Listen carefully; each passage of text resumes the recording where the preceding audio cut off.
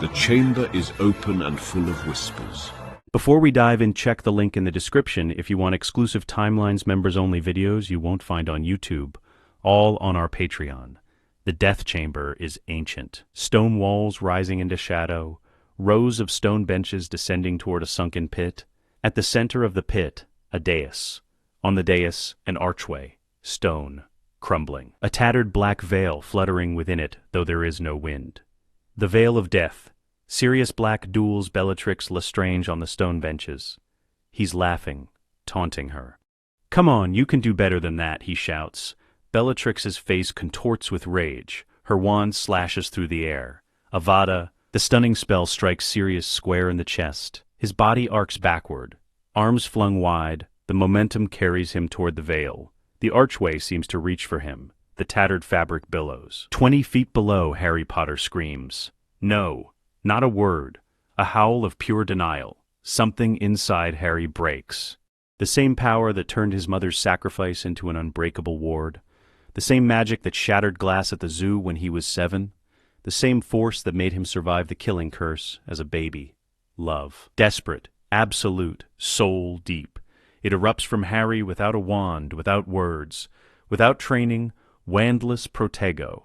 A shield explodes into existence, not polished, not controlled, raw, primal, golden white light. It catches Sirius mid-air. His body freezes, 6 inches from the veil. The ancient archway flutters violently. The whispers beyond it grow loud, desperate, reaching, but the shield holds. Sirius crashes to the stone floor instead, gasping, alive. Harry collapses. The wandless magic drains him completely. He falls to his knees, vision blurring. Hermione catches him. "Harry, what did you—" But Remus Lupin is there. Protego. A proper shield, controlled. The curse rebounds. Dumbledore appears at the chamber entrance, robes billowing, wand raised, eyes blazing. Enough. One word, but it echoes. Magic saturates the air. Bellatrix's eyes go wide. She disapparates with a crack. Gone. The Order of the Phoenix floods into the chamber. Tonks. Mad-Eye Moody. Kingsley Shacklebolt behind them, aurors in red robes, and Cornelius Fudge, the Minister for Magic, pale, shaking, staring at the center of the chamber, where Lord Voldemort stood moments ago. Before he fled, Fudge saw him, everyone saw him. The lie is over. Dumbledore kneels beside Sirius. "Sirius, can you hear me?" Sirius coughs. His gray eyes focus. "Dumbledore, I'm alive. Yes. Thanks to Harry." Sirius looks across the chamber, sees Harry, Hermione holding him upright. "Harry," Sirius's voice breaks. "You saved me." Harry tries to stand. Can't. Too weak. Had to. Couldn't lose you. Sirius crawls toward him, ignoring Dumbledore's protests, ignoring the pain. He reaches Harry, pulls him into a fierce embrace. "You did it. You brought me back." Harry sobs into Sirius's shoulder. All the fear, all the desperation, all the love. It pours out.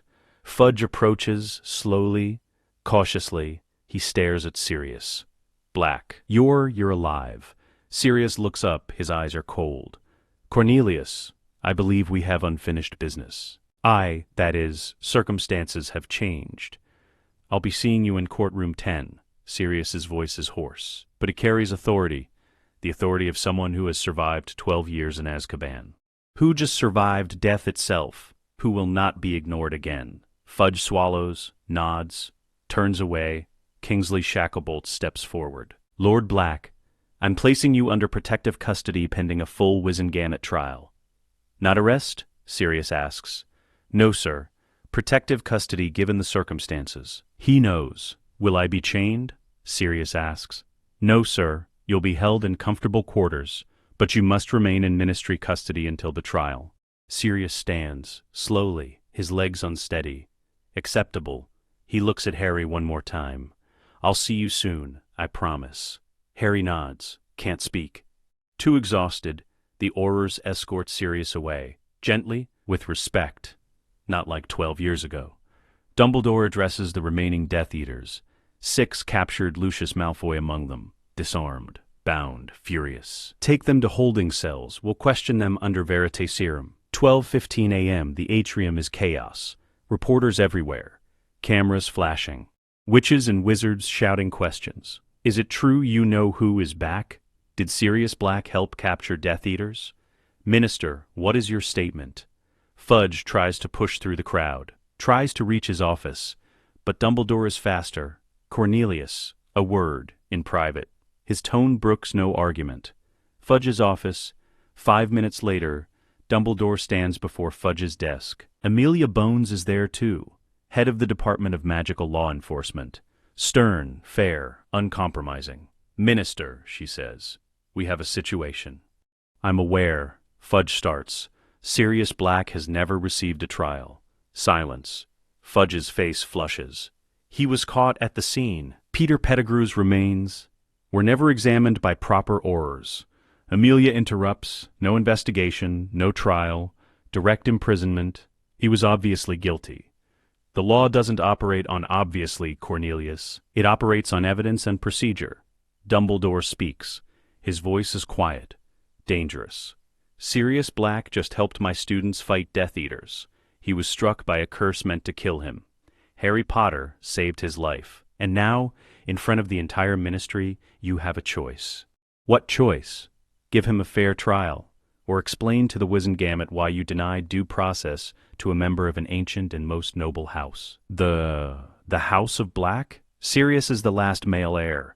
If he claims his lordship, he has a Wizengamot seat, political power, legal protections. He can't, and he will. The question is whether you grant him a trial willingly or whether he forces your hand. Amelia leans forward. Minister, I'm recommending a full Wizengamot trial within 1 week. Proper procedure. Veritaserum testimony from the captured Death Eaters. Witnesses, evidence, everything. Fudge looks between them. Trapped. Fine.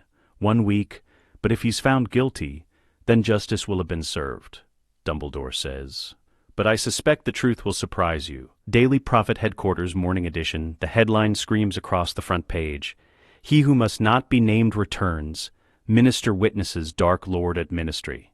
Subheading, Sirius Black fights alongside aurors. Trial demanded. The article is written by multiple reporters. Not Rita Skeeter this time.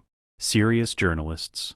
They interview witnesses, ministry employees who saw Voldemort, aurors who fought Death Eaters, students from Hogwarts who were there. Harry Potter's testimony is on record, given to Amelia Bones immediately after the battle. Sirius Black saved my life multiple times tonight. He fought Death Eaters, he protected students. He's innocent. So does Neville Longbottoms, Luna Lovegoods, Ginny Weasley's, all 6 students, all saying the same thing. Sirius Black is a hero. By mid-morning, the ministry is in chaos. Howlers arrive by the hundreds, demanding Fudge's resignation, demanding justice for Sirius Black, demanding action against Voldemort. Fudge tries to hold a press conference. It's a disaster. Reporters shout him down. Why wasn't Black given a trial 12 years ago? Did you know Pettigrew was alive? How many other prisoners are in Azkaban without trials? Fudge flees. By evening, the Wizengamot calls an emergency session. The vote is swift. 38-12. Cornelius Fudge, removed as Minister for Magic. Amelia Bones, appointed interim minister. The political landscape shifts. Overnight, June 22nd, 1996. Wizengamot Courtroom 10, 9 a.m. The courtroom is packed. 50 Wizengamot members in plum robes, silver W embroidered on their chests. Dumbledore presides as Chief Warlock. Reinstated after Fudge's removal, in the center, a chair with chains. Sirius sits in it, but the chains don't bind him. They rest loose, a symbol more than a restraint. Amelia Bones stands, acting as both minister and head prosecutor. This trial is convened to address charges against Sirius Orion Black. The charges: murder of 12 Muggles and Peter Pettigrew, conspiracy with he who must not be named, escape from lawful imprisonment. She pauses. However, this court must first address a procedural failure. Mr. Black was never given a trial in 1981. He was imprisoned without due process. This violates the Wizengamot Charter of Rights. Amelia continues, we will hear testimony, we will review evidence, and we will determine the truth. Call your first witness, Dumbledore says. I call Harry James Potter. Harry enters, 16 years old, thin, exhausted, but determined. He sits in the witness chair. Mr. Potter, Amelia says gently, please tell the court what you know of Sirius Black. He was my father's best friend. 3 years ago, I learned the truth about what happened the night my parents died. What truth? Peter Pettigrew betrayed my parents to Voldemort. Not Sirius. Pettigrew was the secret keeper. Sirius tried to stop him. But Pettigrew faked his death, framed Sirius, and escaped. How do you know this? Because I met Pettigrew. In my 3rd year, he was hiding as Ron Weasley's pet rat. And Animagus, unregistered, gasps through the chamber. Pettigrew confessed in front of witnesses. Professor Lupin, Hermione Granger, Ron Weasley, myself, he admitted everything. He escaped, returned to Voldemort. He's the one who helped resurrect Voldemort last year. More gasps. Louder. Amelia nods. Thank you, Mr. Potter. I now call Remus Lupin. Remus testifies, confirms Harry's story, explains the Marauders, the Animagi, the secret keeper switch. Then Amelia calls Albus Dumbledore. Dumbledore testifies about the prophecy, about Voldemort's return, about Sirius's actions at the Department of Mysteries. Finally, Amelia calls the Death Eaters. Lucius Malfoy is brought in. Bound, dosed with Veritaserum, 3 drops on his tongue. His eyes glaze. Did Sirius Black ever take the dark mark? Amelia asks. No. Lucius's voice is flat, emotionless. Was he ever a Death Eater? No. Did Pettigrew betray the Potters? Yes. Did Pettigrew kill 12 Muggles? Yes. The courtroom is silent. Amelia dismisses Lucius, turns to the Wizengamot. The evidence is clear. Sirius Black is innocent. Peter Pettigrew is the guilty party. I move for immediate exoneration and release. Dumbledore stands. All in favor of exonerating Sirius Black of all charges? Hands rise. 47 out of 50. Only 3 abstain. Old pureblood families loyal to Voldemort. The motion carries. Sirius Orion Black is hereby cleared of all charges. All sentences are vacated. All criminal records expunged. The chains on Sirius's chair fall away, clatter to the floor. He stands, free. For the first time in 15 years, the chamber erupts in applause. Not everyone, but most. Sirius doesn't smile, doesn't celebrate. He walks to the center of the chamber, stands before the Wizengamot. His voice carries, strong, clear, absolute. I hereby claim my rightful place as Lord of the ancient and most noble House of Black. Dumbledore's expression doesn't change, but there's a gleam in his eyes. So witnessed by the Wizengamot. Lord Black, your seat awaits. A chair appears, high-backed, ornate, the Black family crest carved into the wood. Empty for over a decade, Sirius sits. The chamber goes silent. Then someone starts clapping, slow, deliberate. Others join, not everyone, but enough. Sirius Black is no longer a fugitive. He is Lord Black, and the political landscape will never be the same. June 23rd, 1996. Gringotts Bank Black Family Vault. Sirius stands before the head goblin's desk. Ragnarok, ancient, sharp-eyed, shrewd. Lord Black, we have been expecting you. I imagine you have. Your vault has been dormant since your grandfather's death in 1991. I'm here to rectify that. Ragnarok nods, pulls out a ledger, thick, leather-bound, filled with parchment. The House of Black maintains 7 vaults at Gringotts. The primary vault contains liquid assets. The secondary vaults contain family heirlooms, property deeds, investment portfolios, and other items, artifacts, books, objects of historical significance. Dark artifacts, Sirius understands. I'll need access to all of them, of course. But first, we must verify your claim. Ragnarok produces a silver bowl. A drop of blood falls into it. Sirius's blood? The bowl glows. Green light, then gold. Runes appear on the surface, confirming lineage. Sirius Orion Black, son of Orion and Walburga, grandson of Arcturus III, great-great-great-grandson of Phineas Nigellus. The line is unbroken. You are Lord Black. Ragnarok stands. Follow me. They descend, deep into Gringotts, past the regular vaults, into the ancient section where the oldest families keep their wealth. The cart stops, a massive door, the Black family crest engraved in silver. Ragnarok places his hand on it. The door swings open, Sirius steps inside, and freezes. Gold, mountains of it, galleons piled to the ceiling. But that's just the start. Shelves line the walls, filled with deeds to properties across Britain, investment documents in magical businesses, rare books, grimoires, family records, artifacts, wands, jewelry, everything the Black family accumulated over centuries. Sirius picks up a deed. Black Manor, Scottish Highlands, 500 acres, fortified, warded. This property still exists? Yes. Abandoned since 1979, but the wards remain, keyed to Black blood. Flourish and Blots, quality Quidditch supplies, dozens of businesses. How much? Sirius asks quietly. The liquid assets? Approximately 8 million galleons. The investments generate roughly 400,000 galleons annually. The properties are valued at another 12 million galleons. Sirius's legs go weak. He sits on a pile of gold. 20 million. Your family was very wealthy, Lord Black, and very careful with their investments. Sirius laughs. It's bitter, but real. They were monsters, but they weren't stupid. He stands. I need to access Black Manor. Today, of course, I'll prepare the necessary documents. June 23rd, 1996. Number 4, Privet Drive, 2 p.m. Sirius stands on the doorstep, wearing proper robes now. The family crest on his chest. He looks every inch the Lord. He knocks. Vernon Dursley opens the door. His face goes purple. You!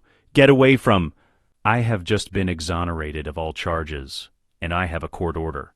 He produces a document, signed by Amelia Bones herself. Harry Potter is to reside with his godfather, Lord Sirius Black, for the summer. You will pack his belongings now. Vernon snatters. This is outrageous. The boy stays here. The boy is my responsibility, and I'm taking him. Petunia appears, pale, frightened. Vernon, let him go. What? Let him go. We've done our duty. The magical world can have him. She looks at Sirius. There's something in her eyes. Relief, guilt. Take him, please.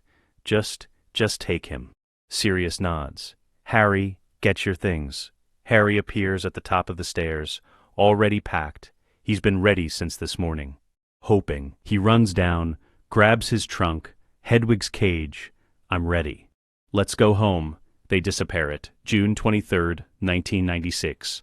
Black Manor, Scottish Highlands, 3 p.m. They appear on a hillside, overlooking a valley, green, wild, beautiful, and there.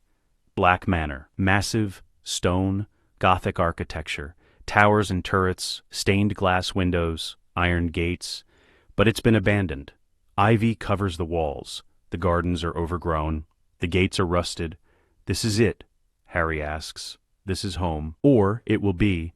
Sirius approaches the gates, places his hand on the iron. The Black family crest glows. Recognizing his blood, the gates swing open. They walk up the path. To the main doors, Sirius opens them. Inside, dust, cobwebs, darkness, but also a grand entrance hall, marble floors, crystal chandeliers, portraits on the walls, a sweeping staircase, doors leading to dozens of rooms. Creature, Sirius calls. A crack, the house elf appears, ancient, wrinkled. Muttering, Master calls. Creature comes. Though Creature does not. Creature. Sirius's voice is firm. I am Lord Black. You are bound to serve the House of Black. I claim your service. Creature's eyes narrow, but he bows. Master is Lord. Creature obeys. Good. I want this manor cleaned, top to bottom, every room. Every hallway make it livable. Creature will clean. Yes. Sirius looks at Harry. This is ours now. The Black family legacy. Dark, twisted, full of terrible history. He pauses. But it's also powerful, wealthy, connected, and I'm going to use every bit of it to protect you. Harry stares at the manor. What about the Dursleys? The blood protection. Dumbledore and I discussed it. The protection is tied to your mother's blood. To Petunia, as long as you visit once a year, even for an hour, the protection holds. But you don't have to live there anymore. So I'm free. You're free. Harry's eyes fill with tears. I'm really free. You're home, Harry, and you'll never be alone again. June 24th, 1996, Granger residence, London morning. Hermione Granger sits at the breakfast table, reading the Daily Prophet. Her parents watch nervously. Hermione, dear, her mother says, about this summer. The doorbell rings. Mr. Granger opens it. Sirius Black stands there. Immaculate robes. Confident posture. Nothing like the wanted posters. Mr. and Mrs. Granger. I'm Sirius Black, Harry Potter's godfather. They stare. We've heard about you. Mr. Granger says carefully, I imagine you have. May I come in? Hermione appears. Sirius, hello, Hermione. I have a proposition. He sits, explains. Harry is living with him now, at Black Manor. They're preparing for war, training, learning, getting ready. I'd like Hermione to join us for the summer. As Harry's study partner and training companion, Mrs. Granger looks alarmed. Training? For what? For survival. Voldemort has returned. Harry is targeted, and Hermione, as Harry's closest friend and a Muggle-born, is also at risk. You want to teach our daughter to fight? I want to teach her to defend herself, to be ready. To survive Brawn, Mr. Granger speaks. We appreciate the offer, but Hermione is 15. Dad, Hermione interrupts. I'm going. Hermione, finally, her mother sighs. You're sure about this? I'm sure. Then be careful, please. Hermione hugs them. I will, I promise.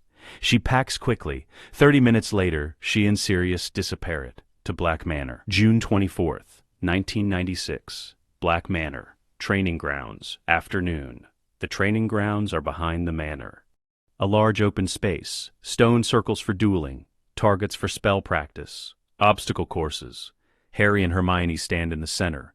Sirius faces them. Remus Lupin is there too. He arrived this morning. At Sirius's invitation, welcome to the Black Curriculum, Sirius says. His tone is serious. This isn't Hogwarts, no house cups, no detentions, just survival. You've both fought Death Eaters. You've both survived. But you survived by luck, by instinct, by desperation. That's not enough. Not anymore. Voldemort is back. He's gathering his forces. He's planning. And when he strikes, he won't give you time to think, time to hesitate, time to be afraid. So we're going to train. 6 weeks. Intensive. Brutal. By the end, you'll be ready. Harry raises his hand. Ready for what? To stand beside me when we go to war. Sirius gestures to Remus. Remus will teach defensive magic. Proper shields, wards, counter curses. I'll teach offensive magic. Gray magic, the kind the Black family used for centuries. Not dark arts, but not the soft spells Hogwarts teaches either. Hermione asks, what's gray magic? Magic that exists between light and dark. Tactical, practical, designed for combat, cutting hexes, blasting curses, spells that disable, injure, incapacitate, without crossing the line into unforgivables. We'll also teach you occlumency, wandless magic, physical conditioning, and most importantly, teamwork. Harry, you're the hammer. Power. Instinct. Raw magic. Hermione, you're the scalpel. Precision, strategy, control. Together, you're a duo. And a duo is harder to kill than two individuals. He looks at them both. This will be hard, painful, exhausting. But I promise you, by the end, you'll be warriors. Not students. Warriors. Are you ready? Harry and Hermione exchange a glance, then nod. We're ready. Week 1, foundations. Day 1, occlumency, morning. They sit in the Black family library, shelves towering, books everywhere. Sirius holds an ancient text. Occlumency, the art of mental defense. Voldemort can invade minds, read thoughts, plant false visions. If he gets into your head, he can control you, manipulate you, destroy you. Occlumency prevents that. The traditional method is to clear your mind, empty it completely, but that's nearly impossible under stress. The Black family method is different. Compartmentalization. Your mind is a library. Thoughts are books. When someone tries to invade, you show them the books you want them to see. You hide the important ones behind walls. It requires discipline, practice, and emotional control. Hermione asks, "How do we practice?" "I'll attempt Legolemency on you, gently. You'll try to resist. We'll build up slowly." He starts with Hermione. Legilimens. His wand points at her forehead. He enters her mind, sees her parents, books, Hogwarts, friends. But the memories are organized, clear. She's naturally good at this. "Excellent. You're compartmentalizing already. Keep practicing." He turns to Harry. Legilimens. Harry's mind is chaos. Emotions, trauma, fear, memories flooding forward. His parents dying. Cedric's death, Sirius falling through the veil. Wait, Sirius didn't fall, but Harry's mind still sees it. The trauma is deep. Sirius withdraws. "Harry, your mind is a storm. We need to calm it." "I can't. Every time I close my eyes, I see." "I know, but that's why we're doing this. To give you control, so Voldemort can't use your fears against you." Harry tries again and again and again. By the end of the day, he can hold Sirius out for 10 seconds. It's a start. Day 3. Physical conditioning, afternoon. Remus runs them through exercises. Sprints, push-ups, obstacle courses. "You can't duel if you're winded after 30 seconds, he says. Harry and Hermione are gasping, sweating. Magic requires focus. Focus requires oxygen. Oxygen requires stamina. They run laps around the training grounds. 5 miles, then strength training, then flexibility. By the end of the week, they're stronger, faster, better. Day 5, wandless magic. Evening, Sirius sits across from Harry. "You saved my life with wandless magic. You didn't mean to. It just erupted. Now we teach you control. Wandless magic is about will, intent, emotion. Close your eyes. Picture a small object, a quill." Harry closes his eyes, sees a quill on the table. Now imagine it moving, not with your wand, with your will, your magic. Harry focuses. The quill trembles, then lifts an inch, then falls. Good. Again. By the end of the session, Harry can levitate the quill consistently. Small. But progress, Hermione tries. She struggles more than Harry. Her magic is precise, controlled, wand-based. Wandless magic requires letting go. Trusting instinct, it's harder for her. But she keeps trying. Week 2, Gray Magic. Day 8, Offensive Spells, Morning. Sirius stands before practice dummies, human-shaped, enchanted to move. Today we learn cutting hexes. He raises his wand. Diffindo, precise, this spell can disarm an opponent, literally. It cuts through flesh, bone, cloth. Non-lethal if aimed correctly. Lethal if not. Not illegal, but not taught at Hogwarts either. Try it. Cuts through the fabric. Not deep, but effective. Hermione's turn. Diffindo. Her spell is more controlled. Cuts exactly where she aimed. The dummy's wand hand. Disarmed. Excellent, Sirius says. They practice for hours. On moving targets. On targets behind cover. Day 10. Blasting curses. Afternoon. Confringo. Sirius shouts. The spell hits a stone wall. The wall explodes. Shrapnel everywhere. The blasting curse. High-powered. Destructive. Useful for breaking through obstacles. Or enemies. Harry tries. Confringo. The spell hits. The explosion is smaller. But effective. More power. More intent. Harry tries again. This time the explosion matches Sirius's. The wall crumbles. Hermione's turn. She's more cautious, aims at a smaller target, a brick, Confringo. The brick explodes, perfectly contained. No wasted energy. Sirius grins. That's the difference. Harry's a hammer. You're a scalpel. AD 12. The Black Family Shield. Evening. Sirius holds an ancient grimoire. The cover is black leather. Gold lettering, Black Family Defensive Magics. This is a family secret, passed down for generations. The Black Family Shield charm, more powerful than Protego. But it requires blood magic, Hermione asks nervously. Not dark, just old. It uses the caster's life force, their familial connection to create an unbreakable shield. The incantation is Sanguis Meus Scutum Meum. my blood, my shield. He demonstrates, cuts his palm, just a drop. Sanguis meus scutum meum. Not translucent like Protego, solid, shimmering, silver-black. Remus fires a curse at it. Reducto. It lasts as long as you maintain focus, and it can protect multiple people if they're touching you. Harry, try it. Harry cuts his palm, winces. Sanguis meus, scutum meum. Smaller than Sirius's, but functional. Hermione tries. Her shield is precise, controlled, exactly the size needed. Good. Practice this every day. It could save your life. Week 3. Tactics Day 15. Duo formation morning.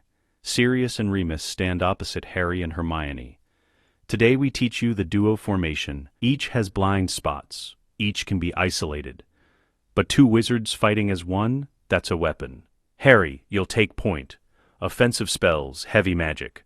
You're the hammer. Hermione, you'll support. Shields. Precision strikes. Tactical calls, you're the scalpel. When Harry attacks, Hermione shields. When Hermione identifies a weakness, Harry exploits it. You move together, think together, fight together. Let's practice. They face off. Sirius attacks. Stupefy. Harry counters. Protego. But the shield is too weak. The spell breaks through. Hermione reacts. Protego. Her shield catches it. Good. Again. They drill for hours. Attack. Defend. Counter. Switch positions. Switch roles. By the end of the day, they move like water. Fluid. Synchronized. When one attacks, the other shields. When one is vulnerable, the other covers. Sirius and Remus can't break them. Day 17, simulated combat, afternoon. The training ground is set up like a battlefield. Cover, obstacles, multiple targets.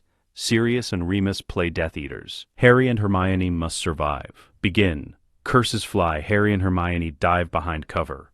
Two attackers, left flank. Hermione says, I'll draw fire. You flank right.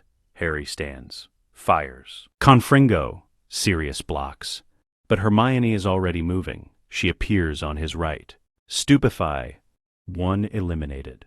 Remus attacks from behind. Harry doesn't see him, but Hermione does. Behind. Harry spins. Protego. Two eliminated. The simulation ends. Sirius stands, bleeding from a cut on his cheek, from Hermione's cutting hex. He's grinning. You're ready.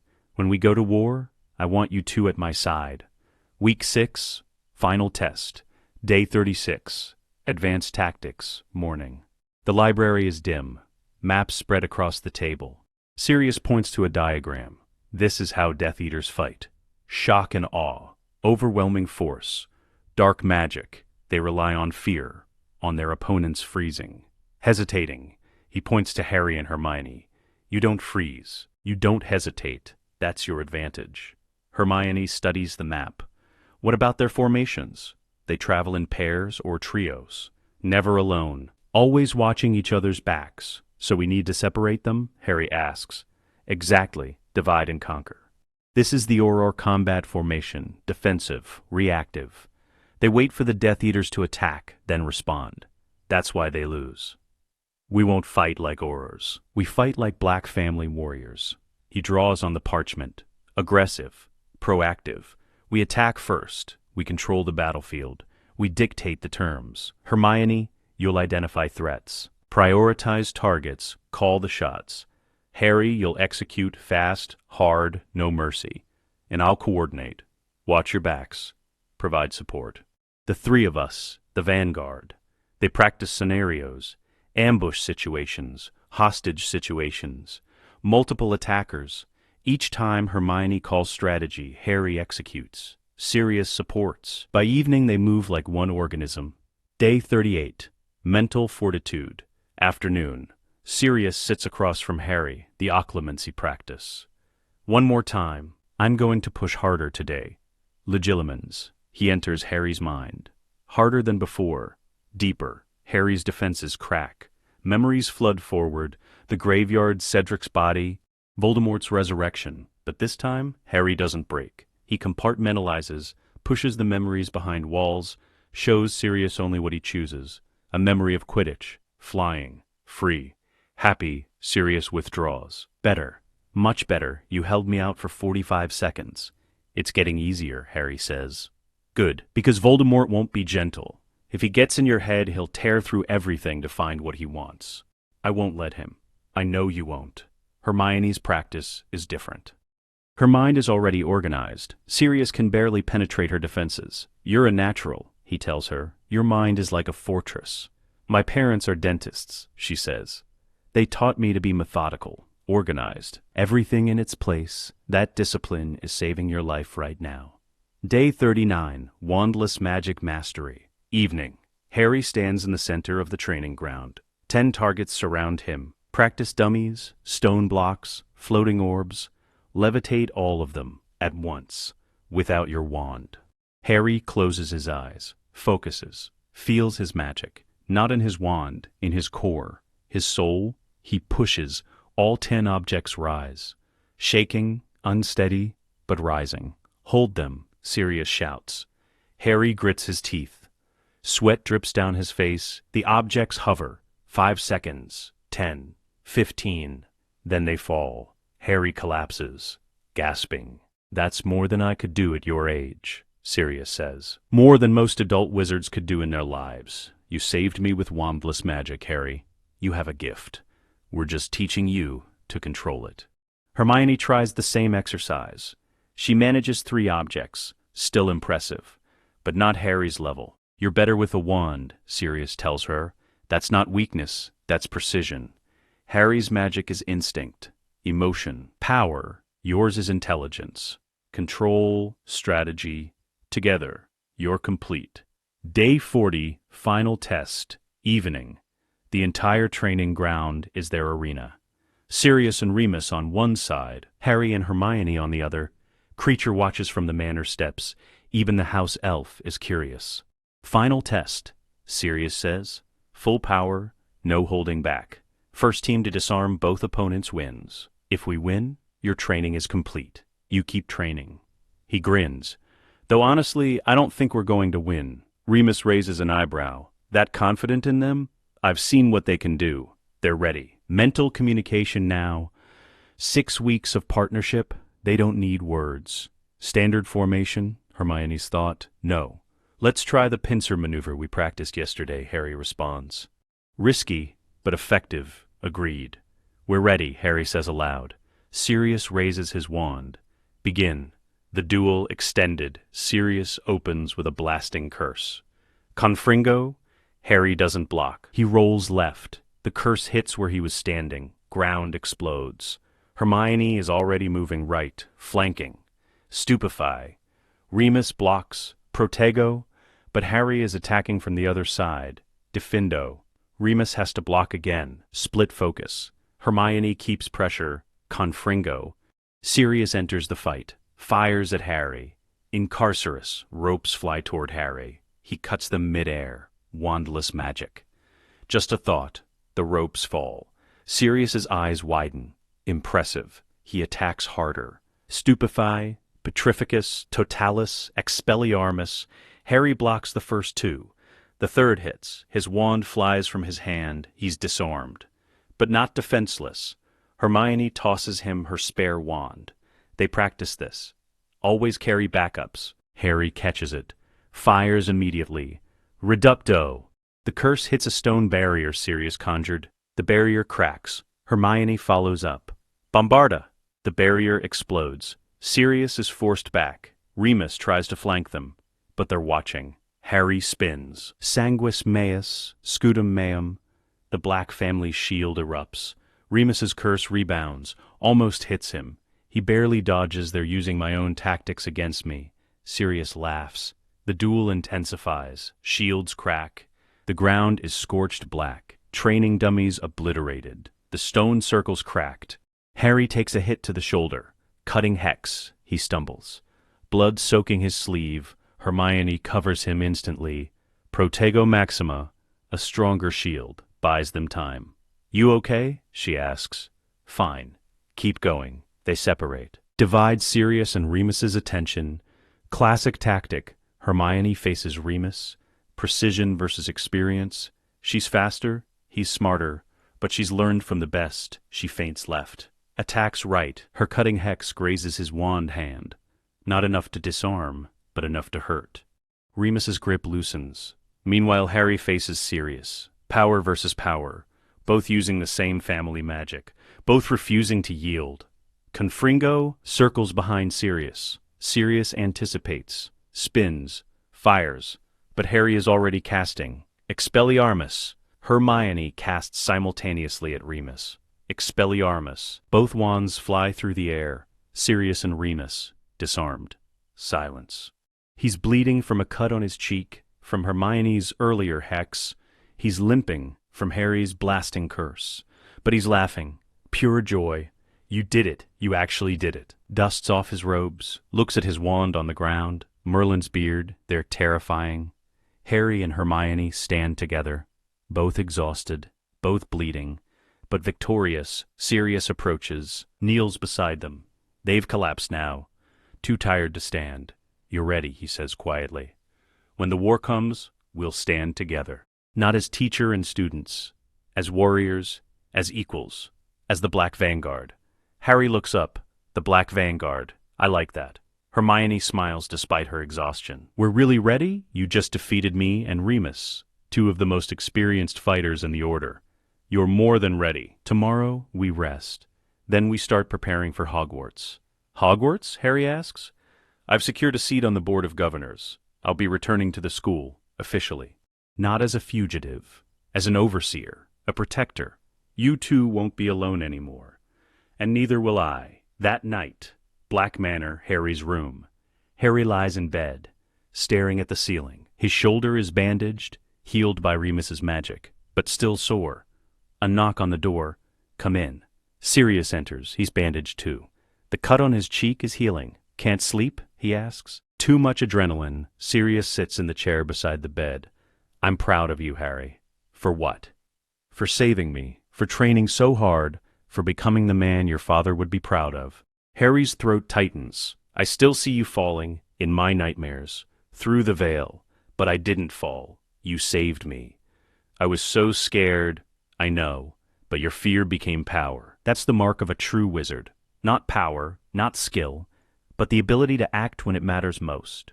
You have that. You've always had it. Sirius stands. Get some rest. Tomorrow we plan for year 6. He reaches the door. Pauses. Harry, yeah, I love you like you were my own son. Sirius leaves. Harry closes his eyes. For the first time in months, the nightmares don't come. June 30th, 1996. Black Manor. Library. Planning session. Sirius spreads maps across the table. Harry and Hermione sit across from him. Remus stands by the window. Year 6 begins in 2 months, Sirius says. Dumbledore has briefed me on the situation. The Death Eaters are regrouping. War is coming. But there's something else. Something Dumbledore has been keeping secret. He pulls out a piece of parchment. Horcruxes. Hermione's eyes widen. What are those? Fragments of a soul, hidden in objects, anchoring the caster to life. Voldemort made them. That's why he didn't die when the killing curse rebounded. How many? Harry asks. Dumbledore believes 6. Plus Voldemort himself. 7 pieces total. We've destroyed 1, Tom Riddle's diary. 2nd year, Dumbledore destroyed another. The Gaunt Ring, last year, that leaves 4, plus Voldemort. Where are they? Hermione asks. Unknown, but Dumbledore is hunting them, and will help. Sirius looks at them both. This summer you trained to fight, to survive. This year we hunt. We destroy the Horcruxes, we end Voldemort's immortality, and then we finish him. Harry leans forward. Where do we start? Sirius smiles. With the Black family archives. My ancestors were dark wizards. They collected dark artifacts, studied dark magic. If anyone has information on Horcruxes, it would be them. Tomorrow we start researching. The Black Vanguard's first mission, find the Horcruxes. Hermione pulls out parchment. We'll need a systematic approach. Cross-reference historical records, interview portraits, check family vaults. Harry nods. And when we find them, no mercy. Voldemort has terrorized this world for decades. We're going to end him. Remus speaks from the window. It's a suicide mission, but it's the only mission that matters. He looks at Harry. Your parents died fighting him. Cedric died. So many others. We're going to make sure their deaths meant something. Harry stands. When do we start? Harry and Hermione sit together. The train rolls north toward Hogwarts. Outside the window, countryside, hills, rivers. Inside, tension. Students keep walking past their compartment, staring, whispering. That's Harry Potter and Hermione Granger. They fought at the Ministry. They saved the minister. Is it true Sirius Black is Harry's godfather? Harry ignores them. Hermione reads. A thick book, Advanced Horcrux Theory and Detection, borrowed from the Black Family Library. Find anything? Harry asks. Horcruxes are designed to be hidden, concealed in objects of significance. Voldemort would choose items connected to his past, to his identity. We need to think like him. What would he value? Harry considers. Power, legacy, the founders. Exactly. Dumbledore thinks he used objects connected to the Hogwarts founders. We know the diary was Slytherin's legacy. The ring was from the Gaunt family. What else? Hufflepuff's cup, Ravenclaw's diadem, maybe something from Gryffindor? But Dumbledore said Voldemort couldn't get anything from Gryffindor. The sword is in Dumbledore's office. So we're looking for the cup and the diadem, plus one more.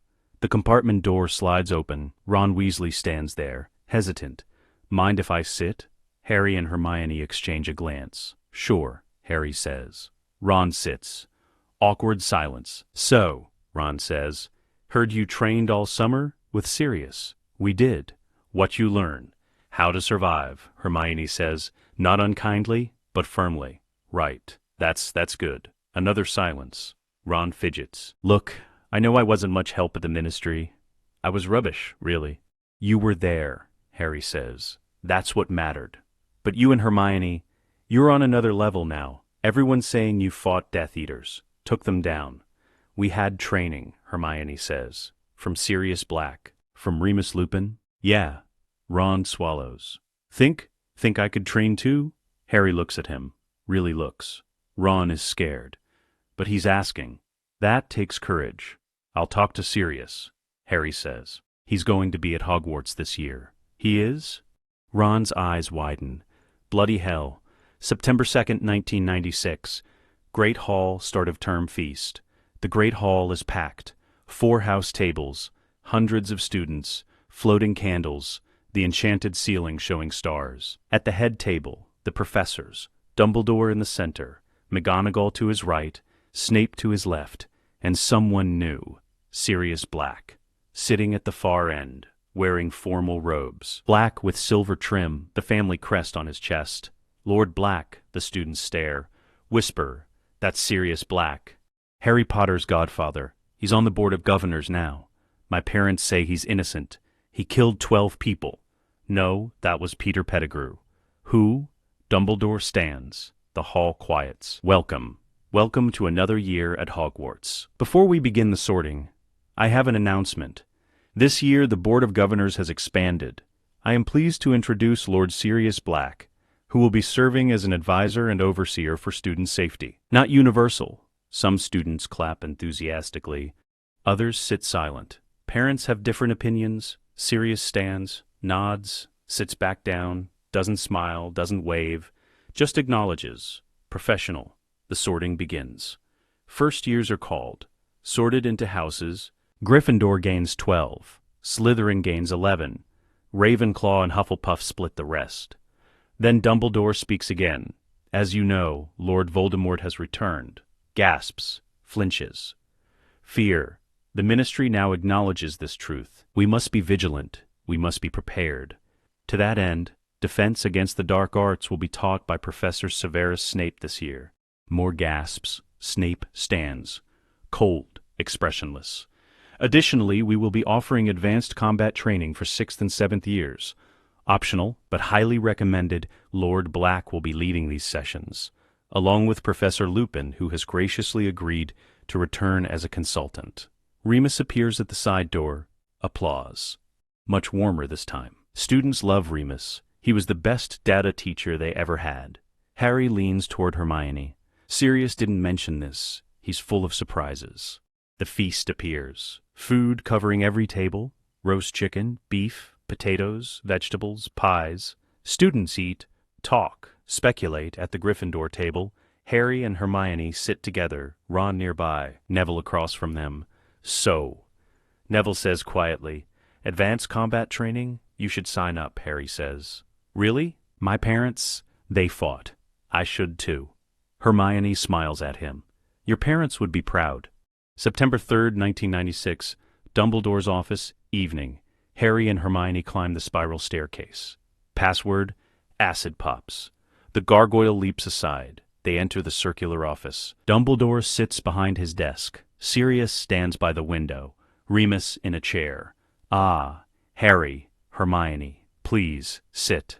Fawkes the Phoenix trills softly, flies to Hermione's shoulder. She freezes. "He likes you," Dumbledore says.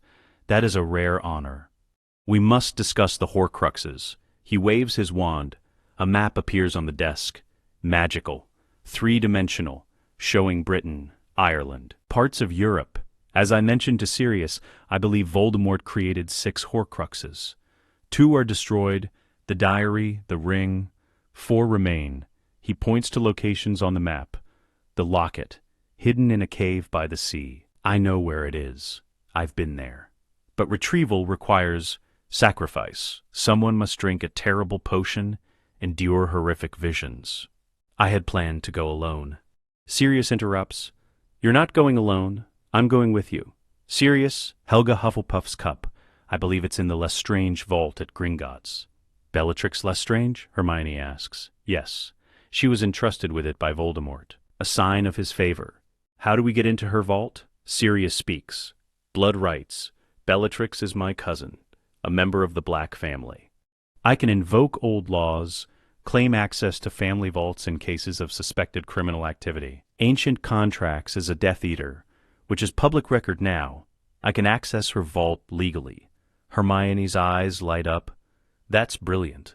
That's my family's legacy, dark, but occasionally useful." Dumbledore points to a third location, the diadem. Ravenclaw's lost diadem. I believe it's hidden somewhere in Hogwarts. "Where?" Harry asks. "That I do not know. It's been lost for centuries. But if Voldemort found it, he would have hidden it somewhere he considered safe, somewhere he knew, somewhere connected to his past. The Room of Requirement," Hermione suggests. "Possibly we'll need to search." Dumbledore's expression darkens. "And then there is the 6th Horcrux." Silence. "Which is?" Sirius asks. Dumbledore looks at Harry, long, searching. Harry goes cold. "What?" "When Voldemort tried to kill you as a baby, the curse rebounded, but a piece of his soul latched onto you. You carry a Horcrux in your scar." Hermione gasps. Sirius goes pale. "No," he says, "that's not possible." "I'm afraid it is." Harry's connection to Voldemort, the visions, the Parseltongue, all symptoms of the Horcrux. Harry can't speak, can't breathe. He's a Horcrux. Part of Voldemort lives inside him. Hermione grabs his hand. "Can it be removed?" she asks, voice shaking. "I believe so, but not yet. Not until the others are destroyed. If we remove it too soon, Voldemort will know. He'll hide the remaining pieces, make them impossible to find. We must destroy the external Horcruxes first. Then we address Harry. Sirius's voice is dangerous, and how do we remove it without killing him? But I'm researching. The Black Family Library may hold answers. Ancient soul magic, rituals, methods. Then we'd better find those answers. Fast. September 15th, 1996. Room of Requirement Advanced Combat Training. 40 students gather. 6th and 7th years, from all 4 houses, Gryffindors, Hufflepuffs. Even a few Slytherins. Sirius stands at the front, Remus beside him. "Welcome. This isn't a class. It's preparation. Voldemort has returned. War is coming. Some of you will fight, some will run, some will hide. I don't judge any of those choices. Survival is survival.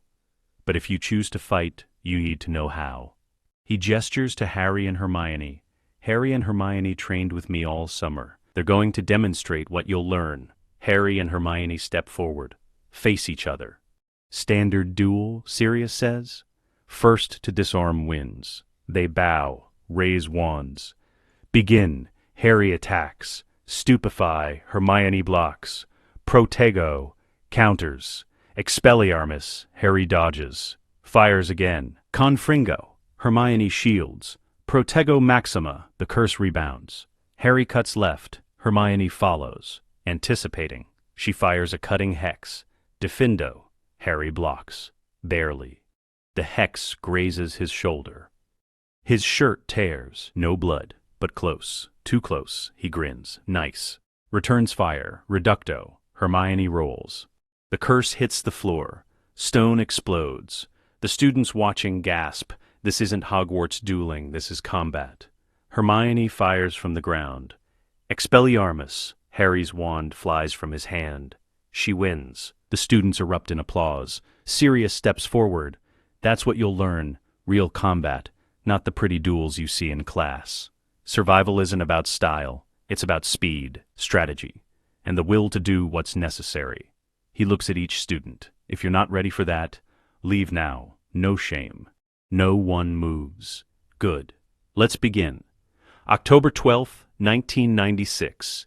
Black Family Library Research. Hermione sits surrounded by books, ancient tomes, grimoires, family records. She's been here every evening for a month, searching for answers, how to remove a Horcrux from a living host. Harry sits across from her, reading a different book, Soul Magic and the Art of Separation. Sirius enters, carrying another stack of books. Found these in the restricted section. Dark, but potentially useful. Anything, Hermione rubs her eyes. There are references, rituals, but they all require sacrifice. What kind of sacrifice? Death. The host must die to expel the fragment. Silence. No, Sirius says flatly. We're not doing that. There might be a way around it, Hermione says. If we can anchor Harry's soul to something else, keep him tethered while the fragment is expelled. A Horcrux in reverse? Essentially. But without the murder, without the dark magic. Just an anchor, a connection. Harry looks up, the resurrection stone. They stare at him. What? Sirius asks. The resurrection stone. One of the Deathly Hallows. It brings back echoes of the dead. Keep my soul from passing on when the Horcrux is removed? Hermione's eyes widen. That's brilliant. But where is the stone? Dumbledore destroyed the ring. But did he destroy the stone? Sirius stands. I'll ask him. Tonight. He leaves. Harry and Hermione sit in silence. We'll find a way, she says quietly. I won't let you die. I know. October 30th, 1996. Cave by the sea. The locket retrieval. The cave is dark, wet. The sea crashes against rocks outside. Sirius, Dumbledore, Harry, and Hermione stand at the entrance. This is where Voldemort brought the orphans, Dumbledore says. Where he tortured them? The cave opens into a vast cavern. A black lake in the center. An island in the middle. We must cross. Dumbledore says, but the lake is cursed. Filled with inferi. What are inferi? Harry asks. Reanimated corpses. Under the control of a dark wizard. They'll attack anyone who touches the water. Hermione asks. There's a boat. Hidden blood magic activates it. Dumbledore cuts his hand, smears blood on the rock wall. A chain appears. He pulls. A small boat emerges from beneath the water. It will only carry one adult wizard. The enchantment detects magical power, but children don't count the same way. Harry and Hermione exchange a glance. We'll go, Harry says. No. Sirius says immediately, we have to. We're the only ones who can cross together without triggering the curse. Dumbledore nods slowly. He's right. The boat will carry them. But not us. Sirius's jaw clenches. I don't like this. Neither do I, Harry says. But it's the only way. They climb into the boat. It rocks. But doesn't sink. The enchantment accepts them. They push off, glide across the black water. Sirius and Dumbledore watch from the shore, tense, ready. The boat reaches the island. Harry and Hermione climb out. In the center of the island, a stone basin, glowing with eerie green light, filled with liquid. The potion, Hermione whispers. She examines it. It can't be vanished, can't be transfigured, can't be scooped out. It must be drunk. Harry looks at the basin. At the bottom, something glinting. The locket. I'll drink it, he says. No, we both will. half each. Hermione, like always. They use a shell beside the basin. Scoop the potion. Harry drinks first. The liquid burns, tastes like bile and despair. Immediately visions assault him, the Dursleys locking him in the cupboard.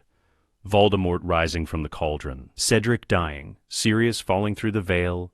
But that last one isn't real. Sirius is alive. Harry clings to that. Hermione drinks next. She sees her parents tortured by Death Eaters. Hogwarts burning. Harry dead at her feet. She screams. Harry grabs her. It's not real. Hermione, it's not real. Shell after shell. The visions intensify. The pain grows. But they endure. Finally, the basin is empty. The locket revealed. Harry grabs it.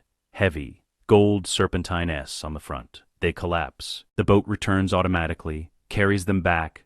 Sirius catches Harry as he climbs out. You did it. You're okay. Harry nods weakly. Hermione stumbles. Dumbledore supports her. Well done. Both of you, the Inferi sense them, start rising from the lake.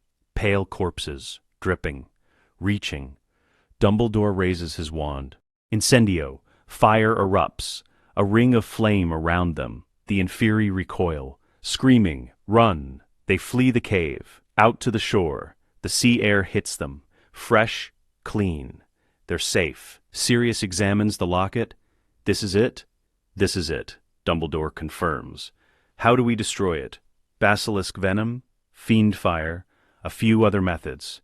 We'll do it at Hogwarts, safely. They apparate away. November 3rd, 1996. Hogwarts, Dumbledore's office. The locket sits on Dumbledore's desk. Harry, Hermione, Sirius, Remus, and Dumbledore stand around it. Basilisk venom, Dumbledore says. The most reliable method. He produces a vial, collected years ago. From the Chamber of Secrets, stand back, he uncorks the vial. Pours a single drop on the locket, the venom hisses. Smokes, the locket screams. A horrible sound. Like nails on glass. Like a child crying. Like Voldemort himself. Black smoke pours from it, writhes, then dissipates. The locket cracks, powerless, destroyed. 3 down, Sirius says. 3 to go, plus Harry, Hermione adds quietly. We'll handle that last, Dumbledore says. After the others. What's next? Harry asks. The cup. In the Lestrange vault. Then we go to Gringotts. November 15th, 1996. Gringotts Bank head goblin's office. Sirius sits across from Ragnarok. You wish to invoke blood rights against the Lestrange vault? I do. On what grounds? Bellatrix Lestrange is a confirmed Death Eater. Convicted in absentia. She has used black family connections to further her criminal activities. Under old laws, I have the right to inspect family vaults for illicit materials. Ragnarok's eyes narrow.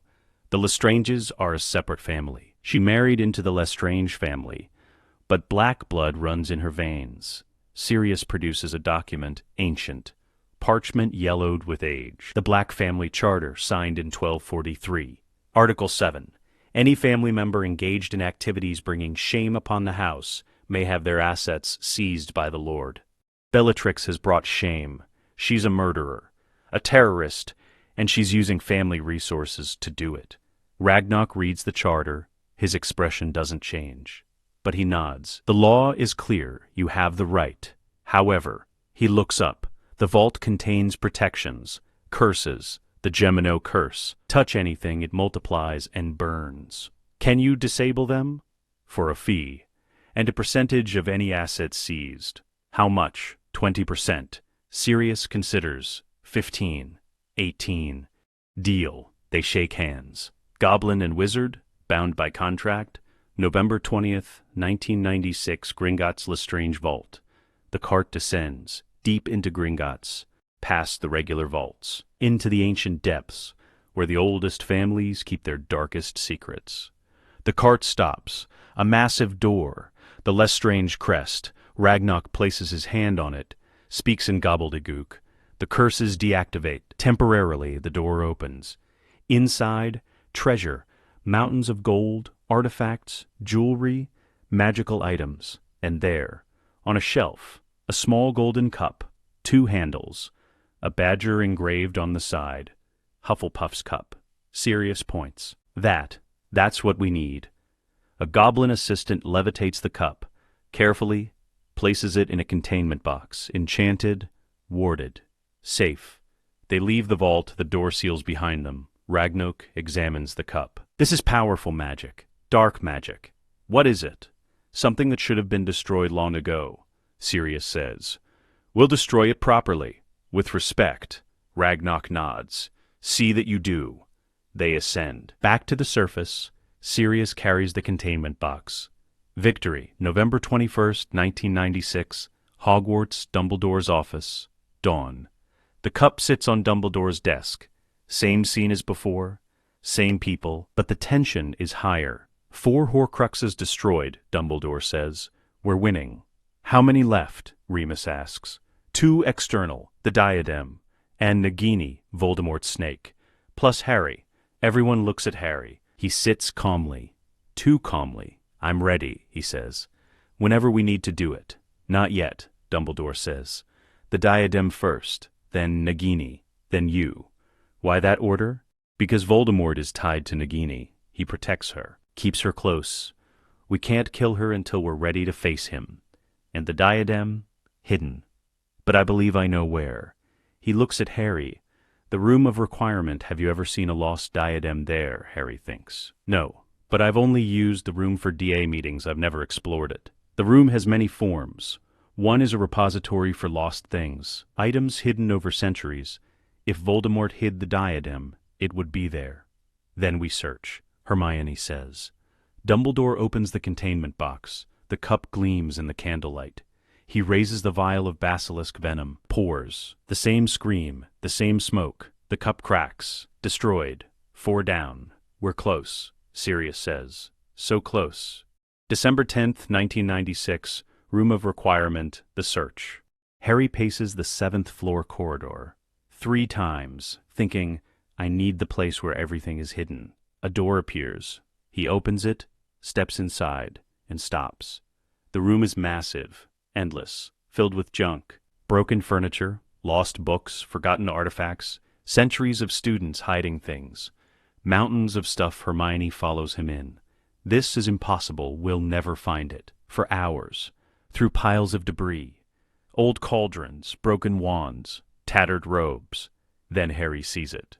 A stone bust, wearing a tarnished tiara. He approaches, reads the inscription, Wit beyond measure is man's greatest treasure. Ravenclaw's motto. Found it. That's it. That's the diadem. Harry reaches for it. Hermione grabs his hand. Wait, it could be cursed. Harry raises his wand. Incendio. The fire is shaped like a dragon, writhes, roars, consumes the diadem. The Horcrux screams, louder than the others. The fire spreads, too fast, out of control. Run, Hermione shouts. They sprint for the door. The flames chase them. Consuming everything, they burst out. Slam the door. The fire is contained. The room will restore itself, eventually. But the diadem is destroyed. 5 down, 2 to go. Harry and Hermione lean against the wall, gasping, covered in soot. That was close. Harry says, too close. But we did it. Yeah, we did. They sit in silence. The corridor is quiet, empty. Harry, Hermione says softly, yeah? After this is over. After Voldemort. What do you want? Harry thinks. Peace. Family. A life where I'm not hunted. You'll have it. I promise. What about you? The same, and maybe to make the world better. Change the laws. Protect Muggleborns. Make sure no one else goes through what we did. Harry smiles. You'll be Minister of Magic someday. Maybe. If I survive. You will. We both will. Together. Always. December 25th, 1996. Black Manor, Christmas. The manor is decorated. Wreaths on the doors. A massive tree in the entrance hall. Lights, ornaments, magic. Harry, Hermione, Sirius, and Remus sit around the fire. Gifts exchanged. Sirius gave Harry a new wand holster. Dragonhide. Enchanted. Fast draw. Harry gave Sirius a framed photo of the 2 of them. Taken this summer. Smiling. Alive. Together. Hermione gave Harry a book. Advanced Defensive Theory. Annotated in her handwriting, Harry gave Hermione a bracelet, silver, with protective runes. From the Black family vault, they eat dinner, roast turkey, all the trimmings, creature cooked. The house elf is warming to them. Slowly, after dinner, Sirius raises his glass, a toast, to family, to survival, to victory, to the Black Vanguard, Remus adds. They drink. Harry feels something he hasn't felt in years, contentment. This is home. This is family. This is worth fighting for. Hermione leans against him. Merry Christmas, Harry. Merry Christmas, Hermione. Outside, snow falls, silent, peaceful. For one night, the war seems far away. But they know. It's coming. The final battles. Nagini, then Harry's Horcrux, then Voldemort himself. But tonight, they rest. Tomorrow, they prepare. The Black Vanguard will be ready. January 5th, 1997, Hogwarts Dumbledore's office, War Council, maps spread across the desk, reports, intelligence, spy networks. The Order of the Phoenix has assembled. Sirius, Remus, Moody, Tonks, Kingsley, McGonagall, Harry and Hermione. Dumbledore presides. Voldemort is gathering his forces. The Death Eaters are regrouping. We've destroyed 5 Horcruxes. He doesn't know yet, but he will. When he does, he'll act. Fast, brutal. We need to be ready. Moody speaks, his magical eyes spinning. We've fortified Hogwarts, wards, patrols, defenses. But if he brings his full army, we can't hold forever. Then we don't wait for him to attack, Sirius says. We strike first. Where? Kingsley asks. Malfoy Manor, it's his headquarters, his base of operations. If we can take it, we cripple his infrastructure. McGonagall frowns. That's suicide. It's war, Sirius says. And we're going to win it. Narcissa Malfoy is Sirius's cousin. Perhaps an alliance?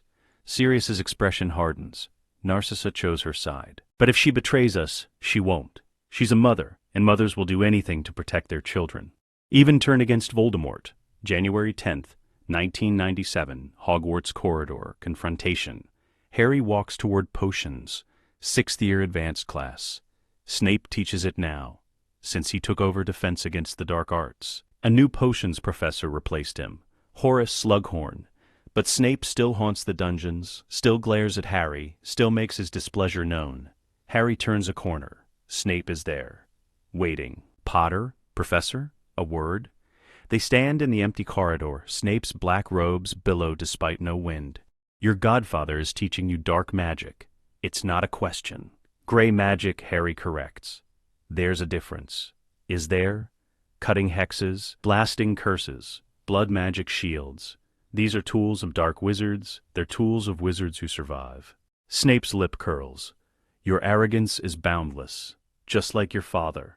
Don't talk about my father. Why not? He was a bully, an arrogant fool who died protecting his family, Harry snaps. Who stood against Voldemort when you were serving him? Snape's wand is at Harry's throat in an instant. Watch your tongue, boy. Harry doesn't flinch, doesn't move, just stares. Or what? You'll curse me? In the middle of Hogwarts, while Sirius Black sits on the Board of Governors? Snape's eyes narrow. Your godfather's position doesn't protect you. Actually, it does. Sirius's voice. He appears at the end of the corridor, walking slowly, deliberately. Severus. Lower your wand. He needs discipline. He needs to not be threatened by a professor who can't control his temper. Snape lowers his wand. Slowly. We're not finished, Potter. He sweeps away. Robes billowing. Sirius approaches Harry. You okay? Fine. He's always like that. I know, but it ends now. What do you mean? Board of Governors meeting next week. I'm filing a formal complaint. Snape's been teaching here for 15 years, abusing students, showing favoritism. It stops. Harry blinks. You can do that? I'm Lord Black. I can do a lot of things. Watch.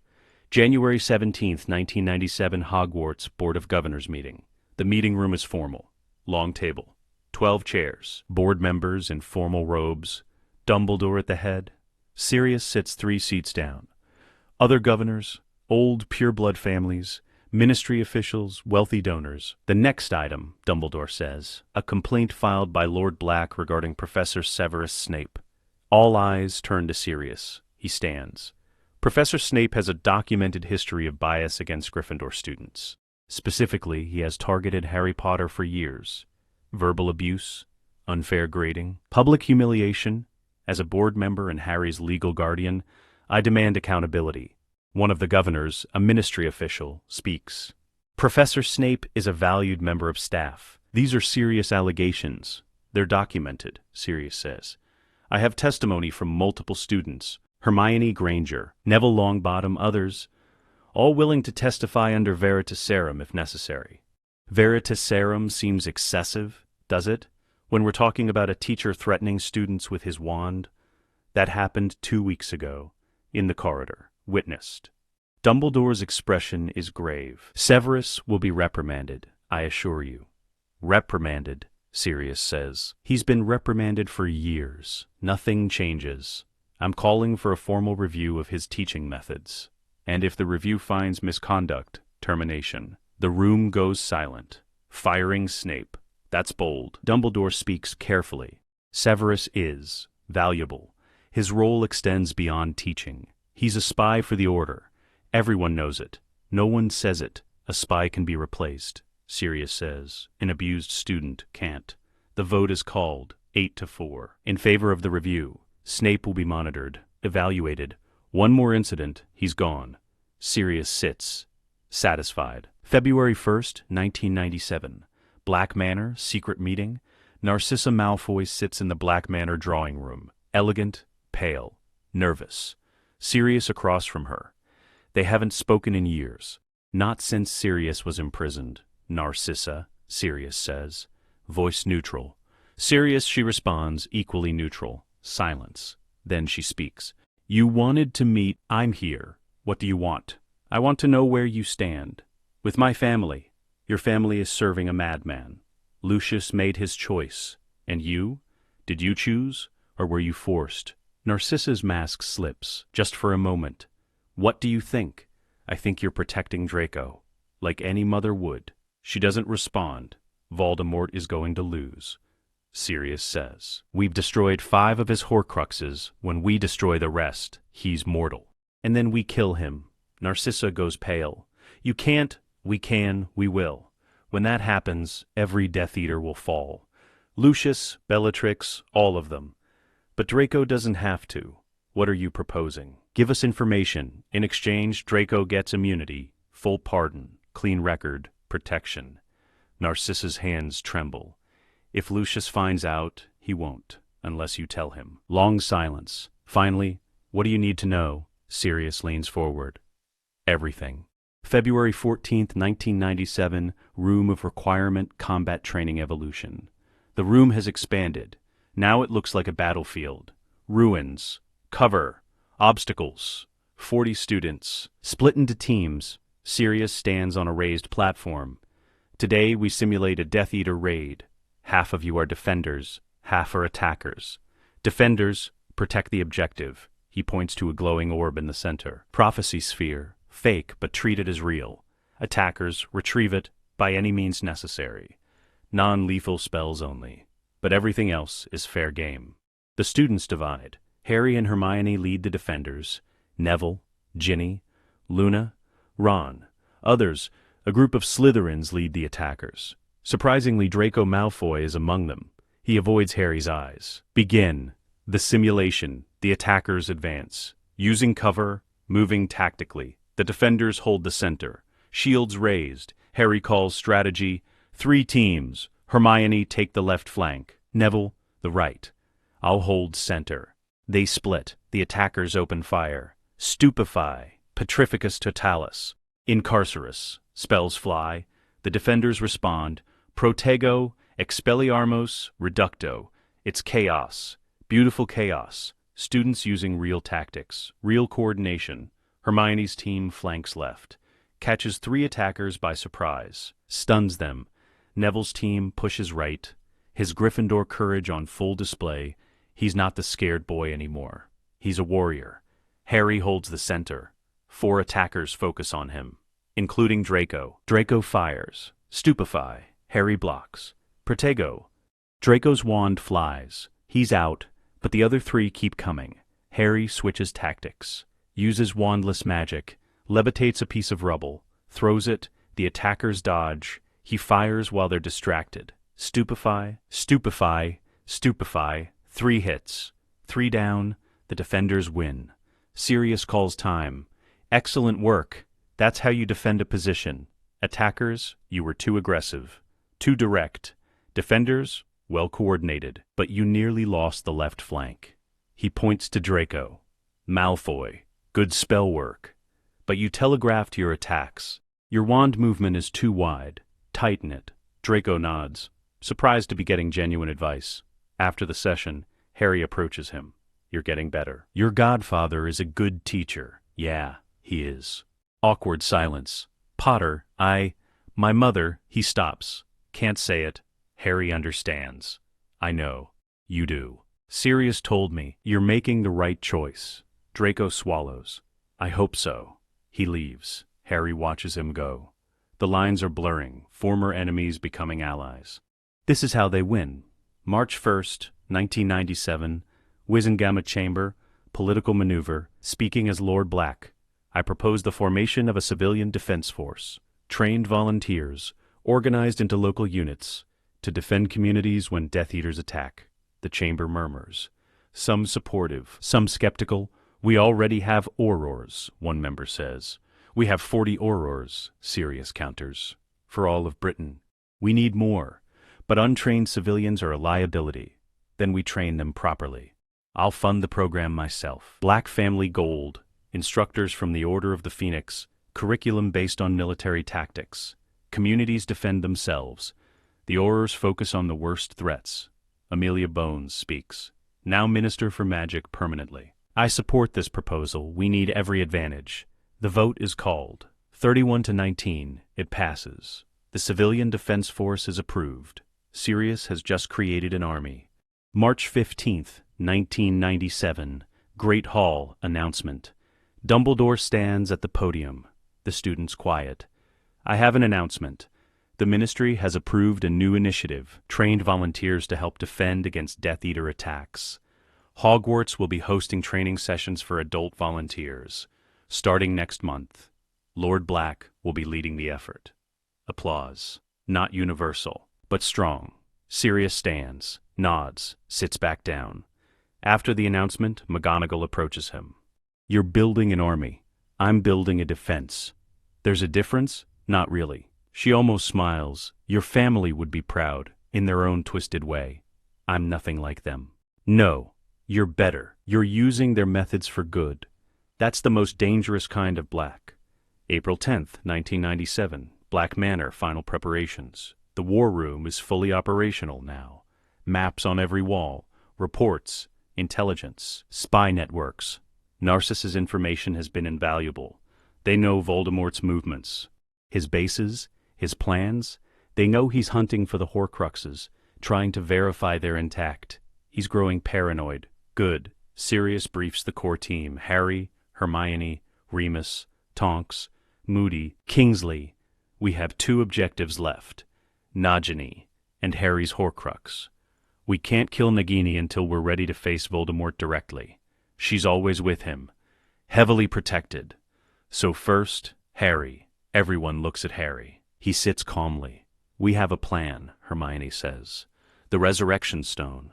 The theory, Harry dies momentarily. The Horcrux is expelled, but the stone keeps his soul anchored, prevents him from passing on. Then we revive him. Phoenix tears. Healing magic. That's a hell of a risk. It's the only way, Harry says. And I trust Hermione. When? Tonks asks. Soon. We're waiting for the right time, the right place. Somewhere safe. Heavily warded. The Chamber of Secrets, Hermione says, where we destroyed the diary. Full circle, Sirius nods. Then we do it there, next week. After that, we hunt Voldemort and Nagini, together, as the Black Vanguard. The meeting ends. People file out. Harry and Hermione remain. Sirius sits beside Harry. Are you scared? Harry considers. Yes, but I'm ready. You don't have to be. Yes, I do. It's the only way to end this. Sirius's jaw tightens. I almost lost you once. At the Department of Mysteries, if I lose you again, you won't. Hermione won't let that happen. Hermione speaks quietly. I've checked the calculations 17 times, consulted every text in the Black Library. It will work. It has to work. Sirius stands, walks to the window, looks out at the Scottish Highlands. When this is over, when Voldemort is dead. What do you want to do? Harry thinks. Teach at Hogwarts. Defense against the dark arts. Show students they don't have to be afraid. Hermione smiles. You'd be brilliant at that. What about you? Ministry work. Reforming laws. Protecting Muggleborns. Making sure this never happens again. Sirius turns back. You've both grown up so fast. Too fast. We had to, Harry says. I know, but I wish you didn't. So do I. But we did, and we're ready. Tomorrow we rest, then we prepare. The chamber, the ritual, the end of the Horcrux. And then we finish this war. April 11th, 1997, Hogwarts Dumbledore's office. Late night. Sirius sits across from Dumbledore. Just the two of them, Fawkes asleep on his perch. You're worried, Dumbledore says. Of course I'm worried. We're about to stop Harry's heart. Only for a moment. A moment is all it takes.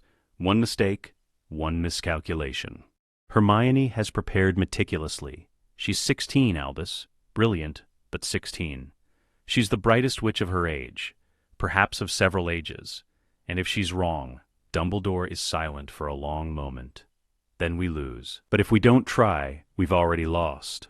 The Horcrux in Harry connects him to Voldemort. As long as it exists, Voldemort can manipulate him, plant visions, control him. We must remove it. Sirius rubs his face. I know, he's like my son, Albus. I know. I failed him once, got myself imprisoned, left him with those muggles. You didn't fail. You were betrayed. Doesn't matter. He suffered because I wasn't there. And now you are, that's what matters. Sirius looks up. Do you think we'll win? I think we have a chance. A real chance? Because of the Horcruxes? Because of you, Harry, Hermione, the Vanguard. You've built something remarkable, Sirius. Not just an army, a movement, hope. People believe again. They fight back. That's how we win. Not with power, with unity. Sirius stands. Then let's make sure we don't waste it. Next week, the chamber.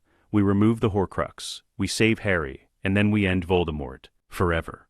April 15th, 1997, Chamber of Secrets. Preparation, the Chamber of Secrets.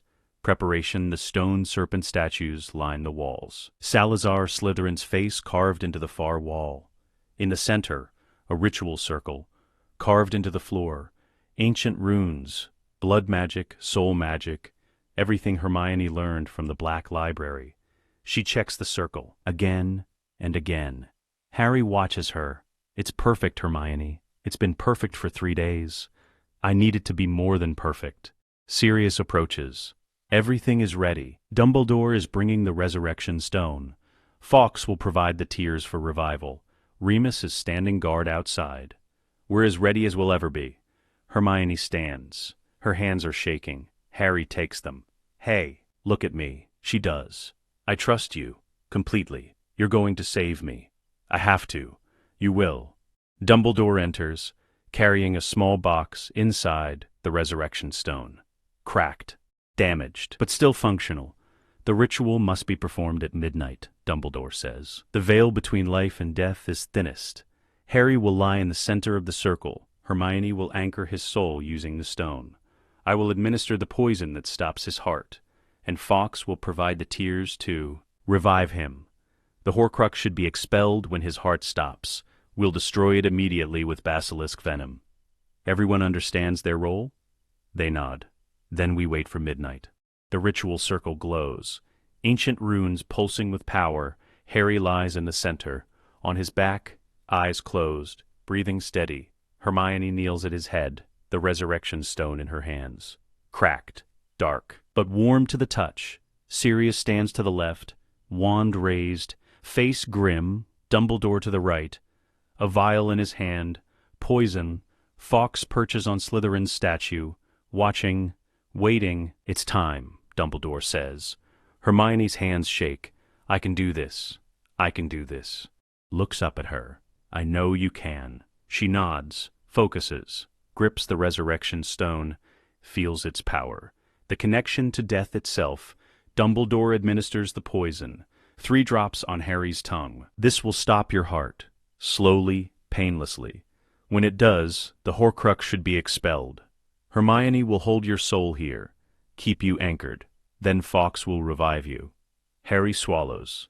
The poison burns. Cold, spreading through his chest.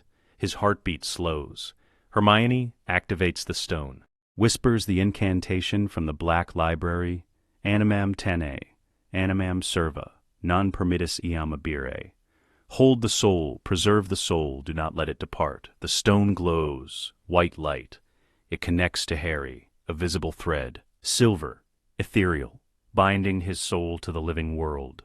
Harry's heartbeat slows more. His breathing becomes shallow. Sirius watches, every muscle tense, ready to intervene if something goes wrong. Harry's heart stops. Flatline. His eyes go glassy. For a moment, nothing happens. Then, black smoke pours from his scar. Thick, writhing, screaming. Voldemort's fragment, ripped from Harry's soul.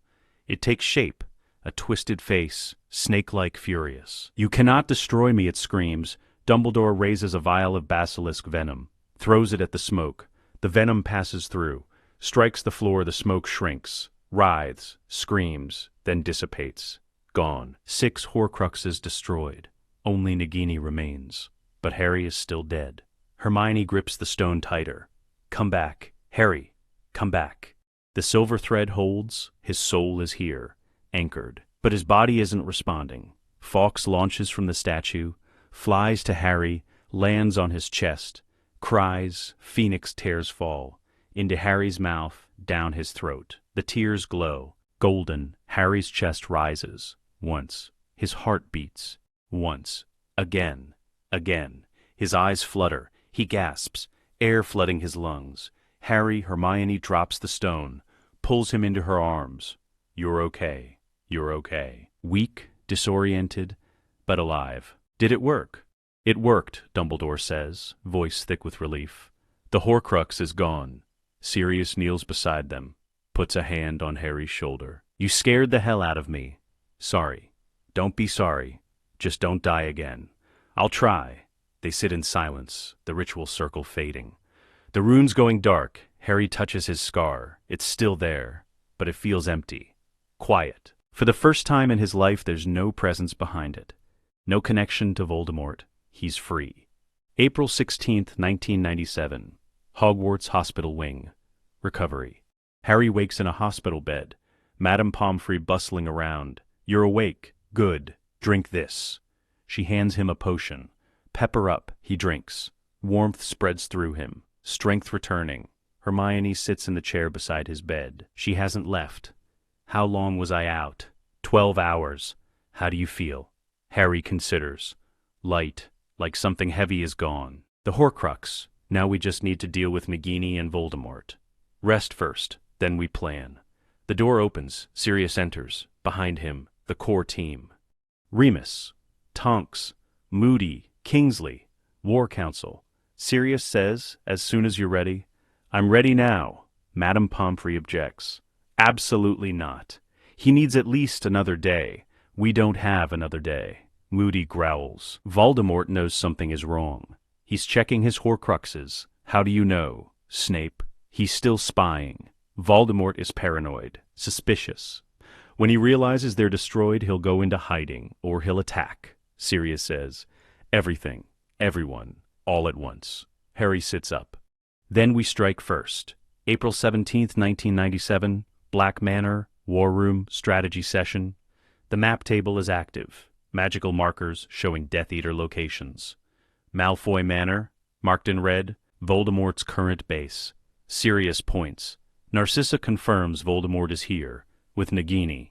The rest of his inner circle, Bellatrix, Dolohov, Rookwood, Yaxley, about 20 Death Eaters total. He's fortified, warded, paranoid. How do we get in? Tonks asks. We don't break in. We're invited. Draco, Hermione says. He invites us. Exactly. Narcissa arranged it. Draco will claim he's captured Potter, wants to bring him to the Dark Lord. He wants Harry too badly. That's suicide, Moody says flatly. It's strategy, Sirius counters. Harry goes in, appears captured. He's bait. The rest of us infiltrate while Voldemort is distracted. We kill Nagini, then we kill Voldemort. Remus frowns. The wards? Narcissa will lower them from inside. If she's caught, she won't be. She's a black. She knows how to lie. Dumbledore speaks. He's been silent until now. This plan is dangerous, but it may be our only chance. Mortal, paranoid. If we wait, he'll disappear, go into hiding. We'll spend years hunting him. Better to end it now. When? Kingsley asks. Tonight, Sirius says. Silence. Tonight, Tonks exclaims. Voldemort is checking his Horcruxes. He doesn't know they're destroyed yet. But he will soon. We have a 12-hour window. Maybe less. Harry stands. I'm going. No arguments. Sirius doesn't argue. He knows better. Hermione and I go with Harry, the vanguard. The rest of you, support team. Secure the perimeter. Stop anyone from escaping. Understood. They nod. Then we prepare. April 17th, 1997. Malfoy Manor, 10 p.m. The manor looms.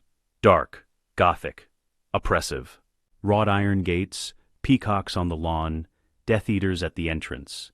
Draco Malfoy approaches, Harry between him and two Death Eaters, hands bound, wand confiscated. But it's all theater. The bindings are loose. Harry's spare wand is hidden in his boot. I've captured Potter, Draco announces. The Dark Lord will want to see him. The Death Eaters stare. You? Captured Potter? Yes. He was alone. Vulnerable. I stunned him. Interest gaze. Likely story. The Dark Lord will verify this. They're escorted inside. The entrance hall is vast. Marble floors.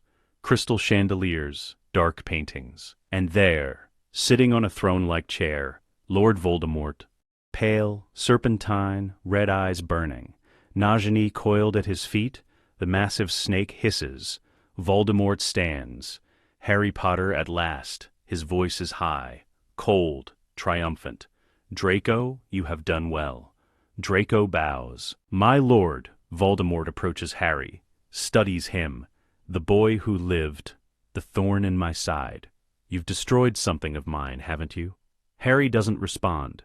Voldemort's eyes narrow. My Horcruxes. You've been hunting them. How many have you destroyed? Still silence. Voldemort raises his wand. Crucio. Pain. Blinding. Overwhelming. Harry's body convulses, but he doesn't scream. Won't give Voldemort the satisfaction. The curse lifts. Voldemort circles him, brave, like your father. Foolish, also like your father. Where is Dumbledore? Where is Black? Harry smiles through the pain. Closer than you think. Check the wards. Now. Too late. The windows explode. Glass everywhere. The Order of the Phoenix floods in.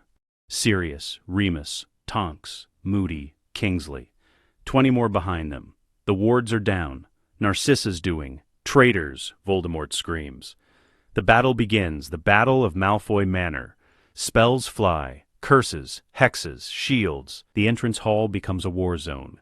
Harry breaks his bindings, grabs his spare wand from his boot, fires immediately. Stupefy. Yaxley goes down. Hermione appears beside him. She was hidden in the chaos. Invisibility cloak. You okay? Fine. Where's Sirius? Dueling Bellatrix. They turn. Sirius and Bellatrix face off across the hall. Cousins. Enemies. Two sides of the Black family legacy. Blood traitor, Bellatrix shrieks. Her voice manic. Eyes wild. You were supposed to die at the Ministry? Sorry to disappoint Bella. Sirius fires. Reducto. The curse blasts toward her. Bellatrix blocks, laughing. Little cousin, you were always weak, just like your pathetic mother. My mother was cruel. Yours was worse. He fires again. Confringo. Avada Kedavra, green light streaks toward Sirius. He rolls. The curse hits a chandelier. It crashes down. Crystal everywhere. Hermione joins the fight. Confringo. The blasting curse forces Bellatrix back. Now she faces two opponents. Her smile widens. 2 against 1? How very Gryffindor. She casts rapidly dark curses Harry has never seen. Purple flames, black lightning, screaming hexes, advanced dark arts Hermione blocks with the Black family shield. Sanguis meus, scutum meum. Barely, Bellatrix is powerful, more powerful than they expected. Sirius attacks from the side. Diffindo fires before they can react. Crucio, Harry dives in front of Hermione, takes the curse. Pain explodes through him, every nerve on fire. He falls, screaming. Can't help it, Bellatrix laughs. The boy who lived. The boy who screams! Hermione's fury erupts. She casts with pure rage. Confringo Maxima! An amplified blasting curse, taught by Sirius. Dangerous, powerful. It strikes Bellatrix square in the chest. She flies backward, hits the wall, cracks it, falls. Unconscious, the curse on Harry breaks. He gasps. Shaking, Hermione helps him up. You okay? Been better. But I'll live. Sirius approaches Bellatrix, binds her with magical ropes. 1 down. Meanwhile, across the hall, Voldemort duels Dumbledore. The power is immense, shaking the entire manor. Walls crack, windows shatter, paintings fall. You cannot defeat me, Albus, Voldemort shrieks. I am immortal. No. Dumbledore says calmly, you are mortal now. The Horcruxes are destroyed. Voldemort's expression flickers. Fear. Raw. Undeniable. Impossible. They were hidden. Protected. We found them. All of them. Voldemort's rage intensifies. He fires 3 killing curses simultaneously. Dumbledore conjures a shield of solid silver. The curses ricochet. Hit Death Eaters instead. More friendly fire. The battle continues around them. Remus duels Dolohov. Tonks fights Rookwood. Moody takes on 3 Death Eaters at once. Winning, Kingsley coordinates the Aurors, securing exits, capturing fleeing Death Eaters. The tide has turned. The Order is winning. Then Harry sees it. Nagini, slithering toward a side corridor. Escaping. The snake, he shouts. Hermione sees it too. Go! I'll cover you. Harry runs, chasing Nagini through the manor, down dark corridors, through abandoned rooms. The snake is fast, massive, dangerous. Harry corners her in the ballroom. The room is vast, empty, moonlight streaming through tall windows. Nagini coils, ready to strike. Harry raises his wand. Confringo, fangs bared, venom dripping. Harry rolls. The fangs miss by inches. He fires again. Diffindo. The cutting hex grazes the snake's body. She screams, hisses, writhes, blood on her scales. But she's not dead. Not yet. She strikes again. Harry blocks with a conjured shield. Protego. But Nagini's strength is immense. The shield cracks. Harry is thrown back. Hits the wall. Gasps. Nagi advances, slowly, savoring the kill. Harry's wand is across the room, knocked from his hand. He's defenseless. Then, a sword appears, through Nagini's body, pinning her to the marble floor. The sword of Gryffindor, shining, goblin-forged.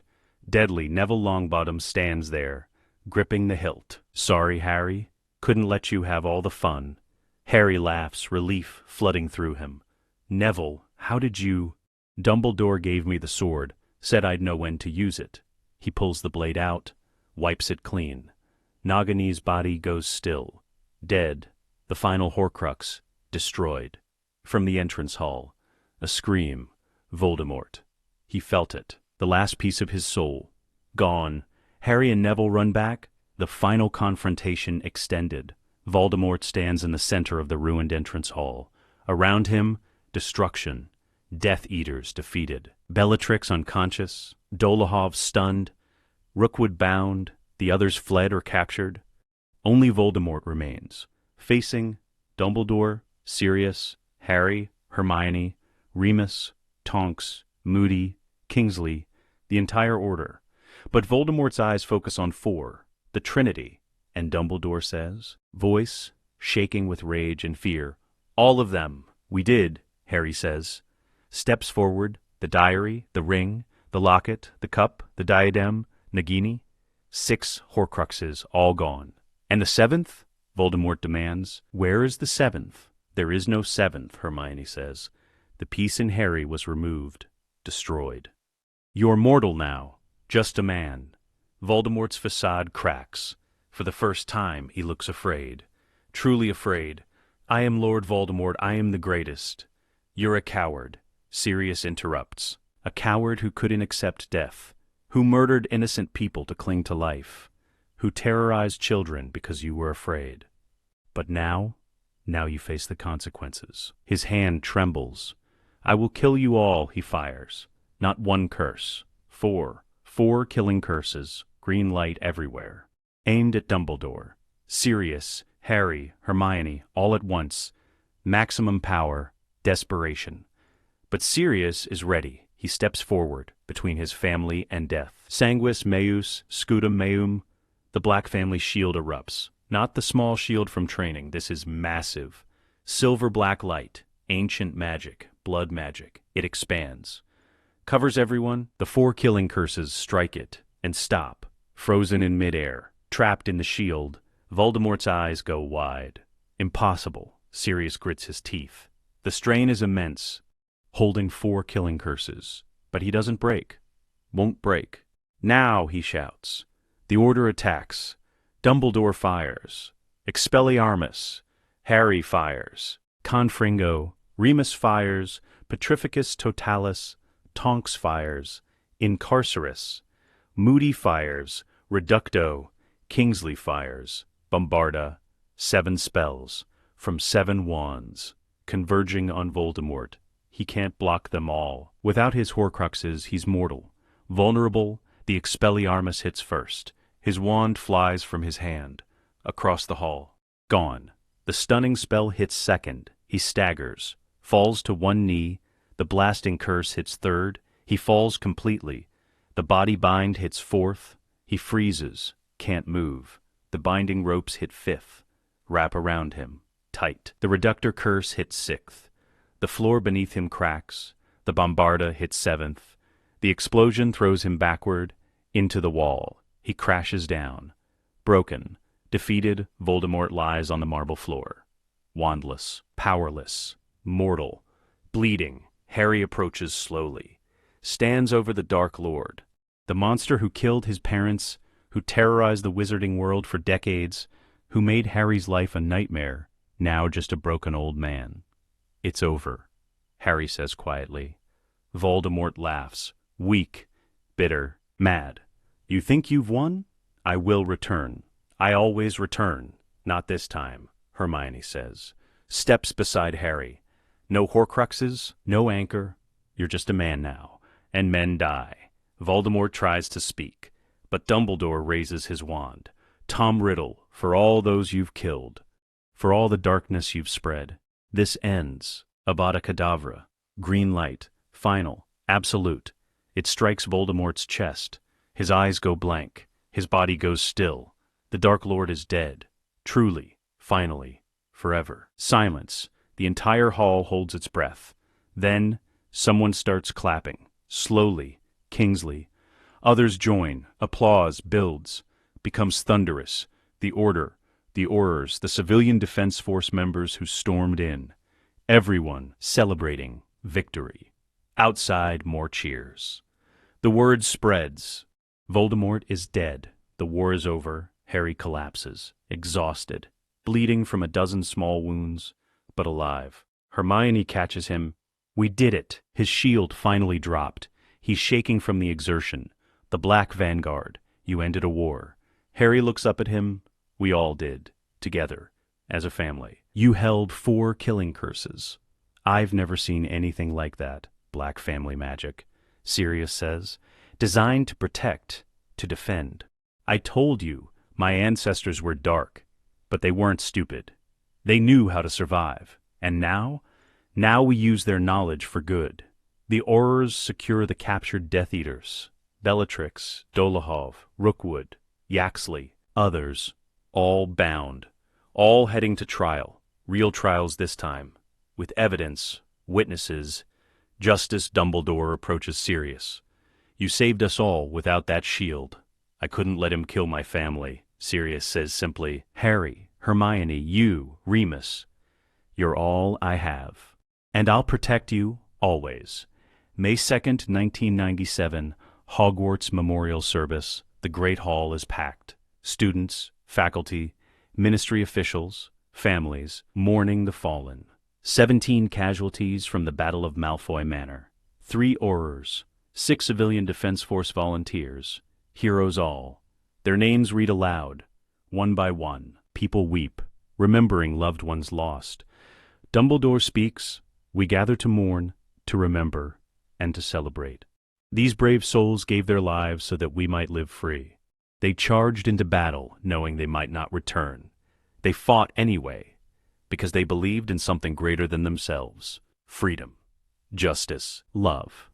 They will not be forgotten. A monument is unveiled in the courtyard. Marble, elegant, powerful. 17 names engraved in gold. In memory of those who fell, May 1997. Below that, they fought so we might live free. Harry stands before it, reading the names. Some he knew well, some he barely met. All heroes, Hermione beside him. Sirius behind them. They should be here, Harry says quietly. They should be celebrating with us, in our hearts. We honor them by living, by making their sacrifice mean something.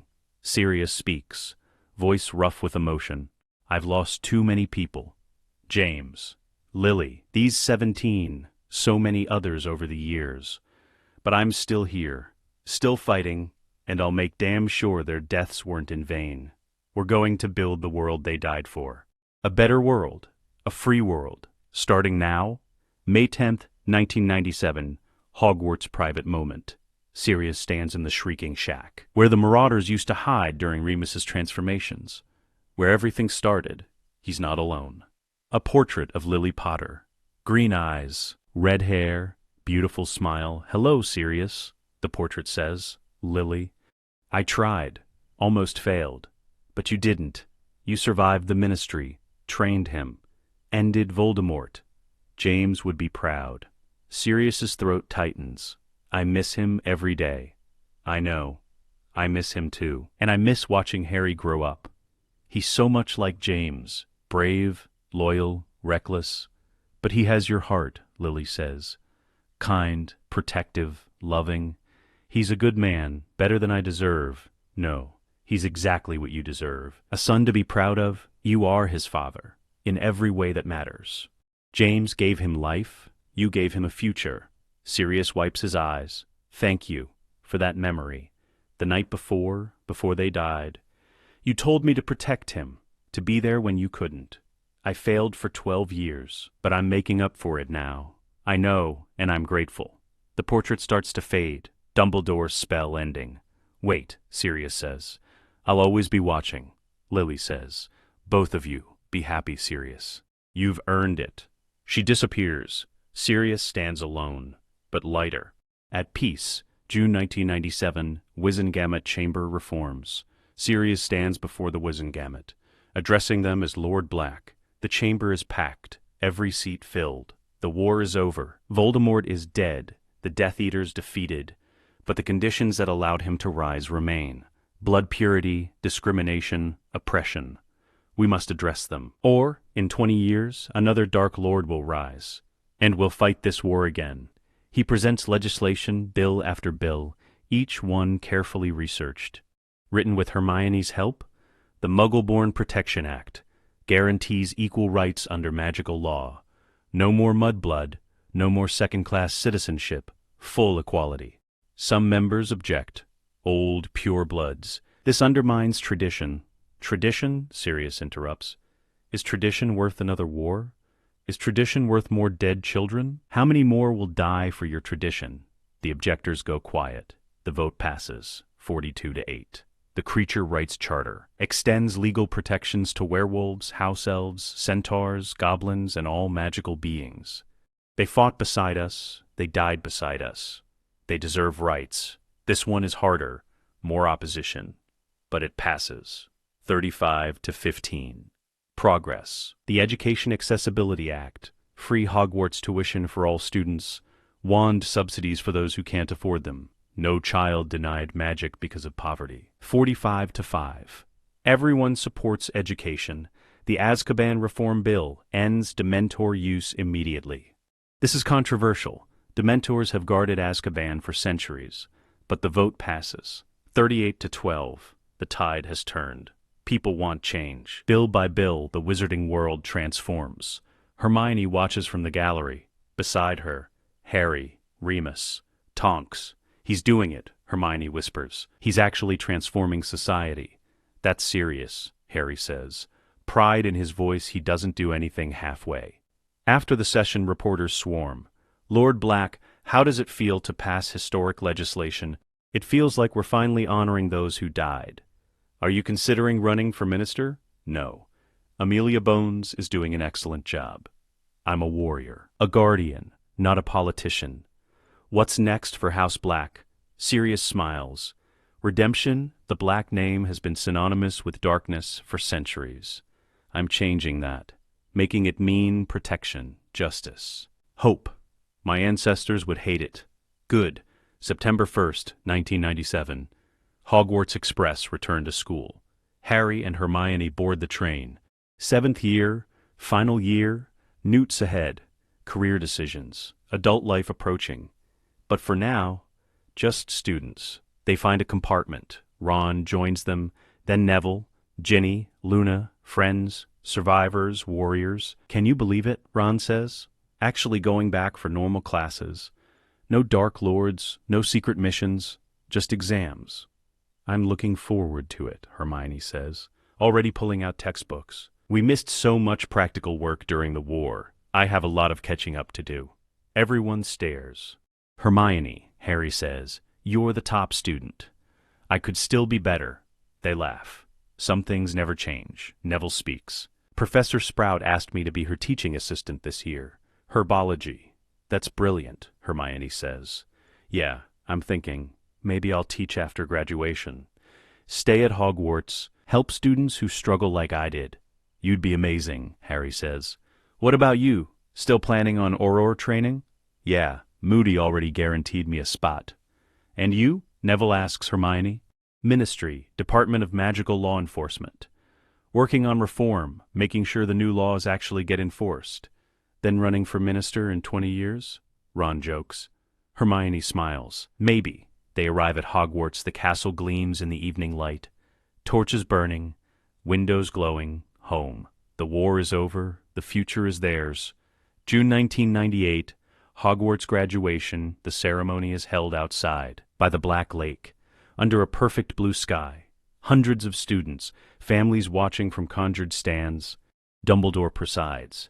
Older now, tired, but proud. Today we celebrate the class of 1998. They have endured more than any class before them. War, loss, sacrifice. But they survived, they persevered, they triumphed. They are not just graduates. They are heroes. And they are the future of our world. Names are called one by one. Students walk across the stage, shake hands, receive diplomas. Harry James Potter, thunderous applause, not just from Gryffindor, from everyone. Harry walks across the stage, sees Sirius in the front row, standing, clapping, tears streaming down his face. Proud, so proud. Harry accepts his diploma from Dumbledore. Well done, Harry. Your parents would be proud. Thank you, Professor. Hermione Jean Granger. More applause. Hermione walks across, top of the class, perfect newts in every subject. She accepts her diploma, sees her parents in the crowd. They came. Despite the danger, despite everything. They came to see their daughter graduate. The ceremony ends. Students throw their hats, cheering, celebrating. Harry and Hermione stand by the lake, watching the sunset. What now? Harry asks. Now we build the world we fought for, Hermione says. Together, always together. They kiss. The sun sets behind them. Orange and gold. Beautiful. Perfect. The war is memory. The future is beginning. Epilogue. 19 years later, September 1st, 2017, Platform 9 3/4.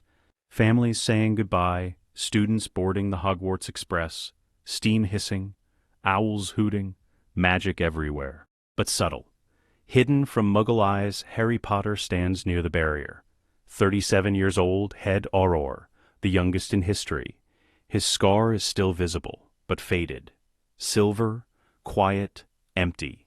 Beside him, Hermione, Minister of Magic, elected at 28, re-elected twice, transforming the wizarding world. Their children stand nearby. James Sirius Potter, 13. Gryffindor, 3rd year. Nervous. Lily Luna Potter, 9. Too young for Hogwarts. Impatient. Ready? Harry asks Albus. Albus nods, but his hands shake.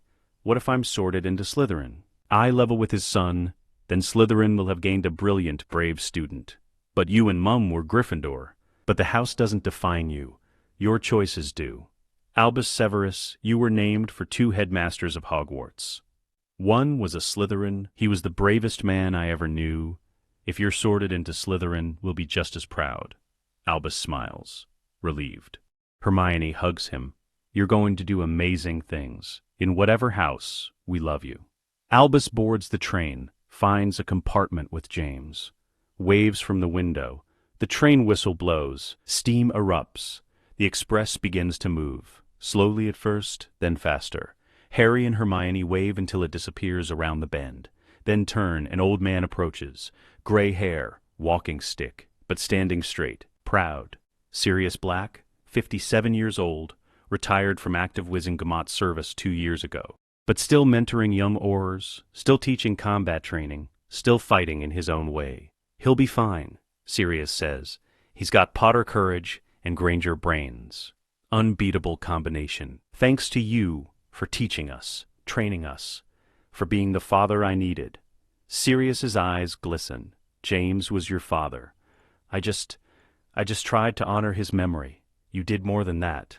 You saved my life. Multiple times, and you saved mine first, at the ministry. Father and son. Not by blood, but by choice.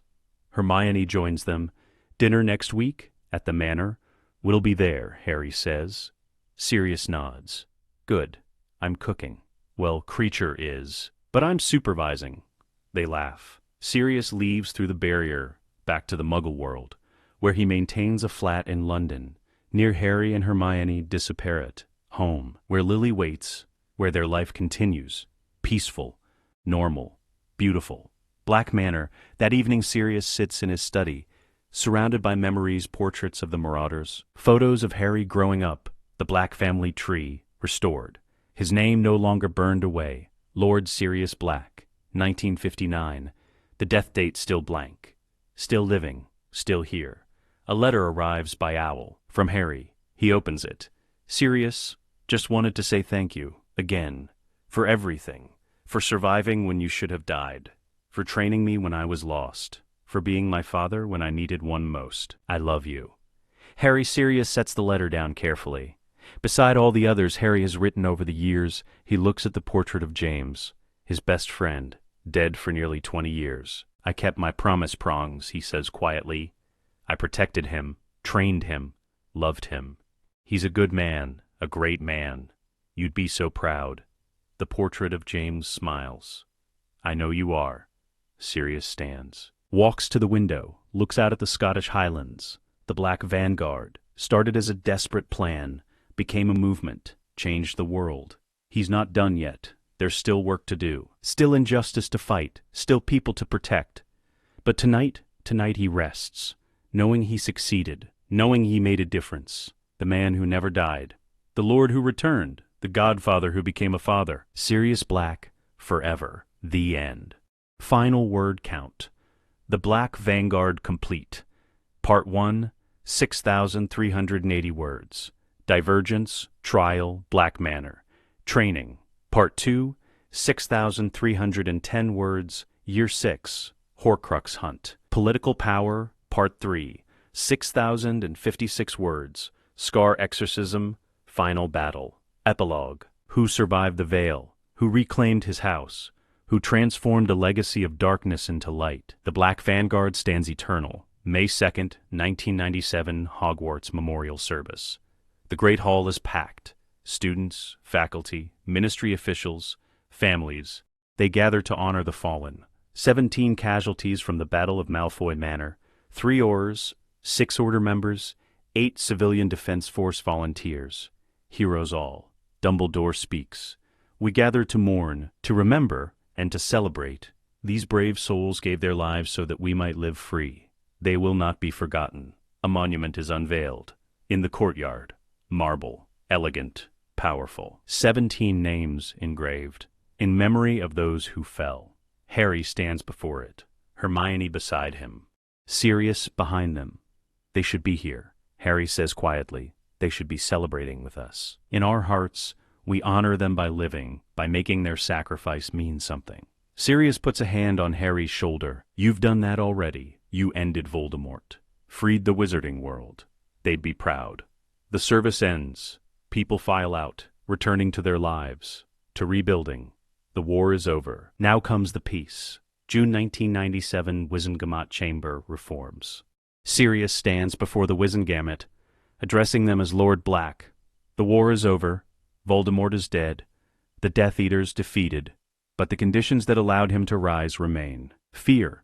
We must address them, or history will repeat. He presents legislation. Bill after bill. The Muggle-Born Protection Act guarantees equal rights under law. The Creature Rights Charter extends protections to werewolves, house elves, centaurs. The Education Accessibility Act, free Hogwarts tuition for all students. The Azkaban Reform Bill ends Dementor use, establishes humane imprisonment. The Chamber debates. Some resist, old pure-blood families clinging to tradition.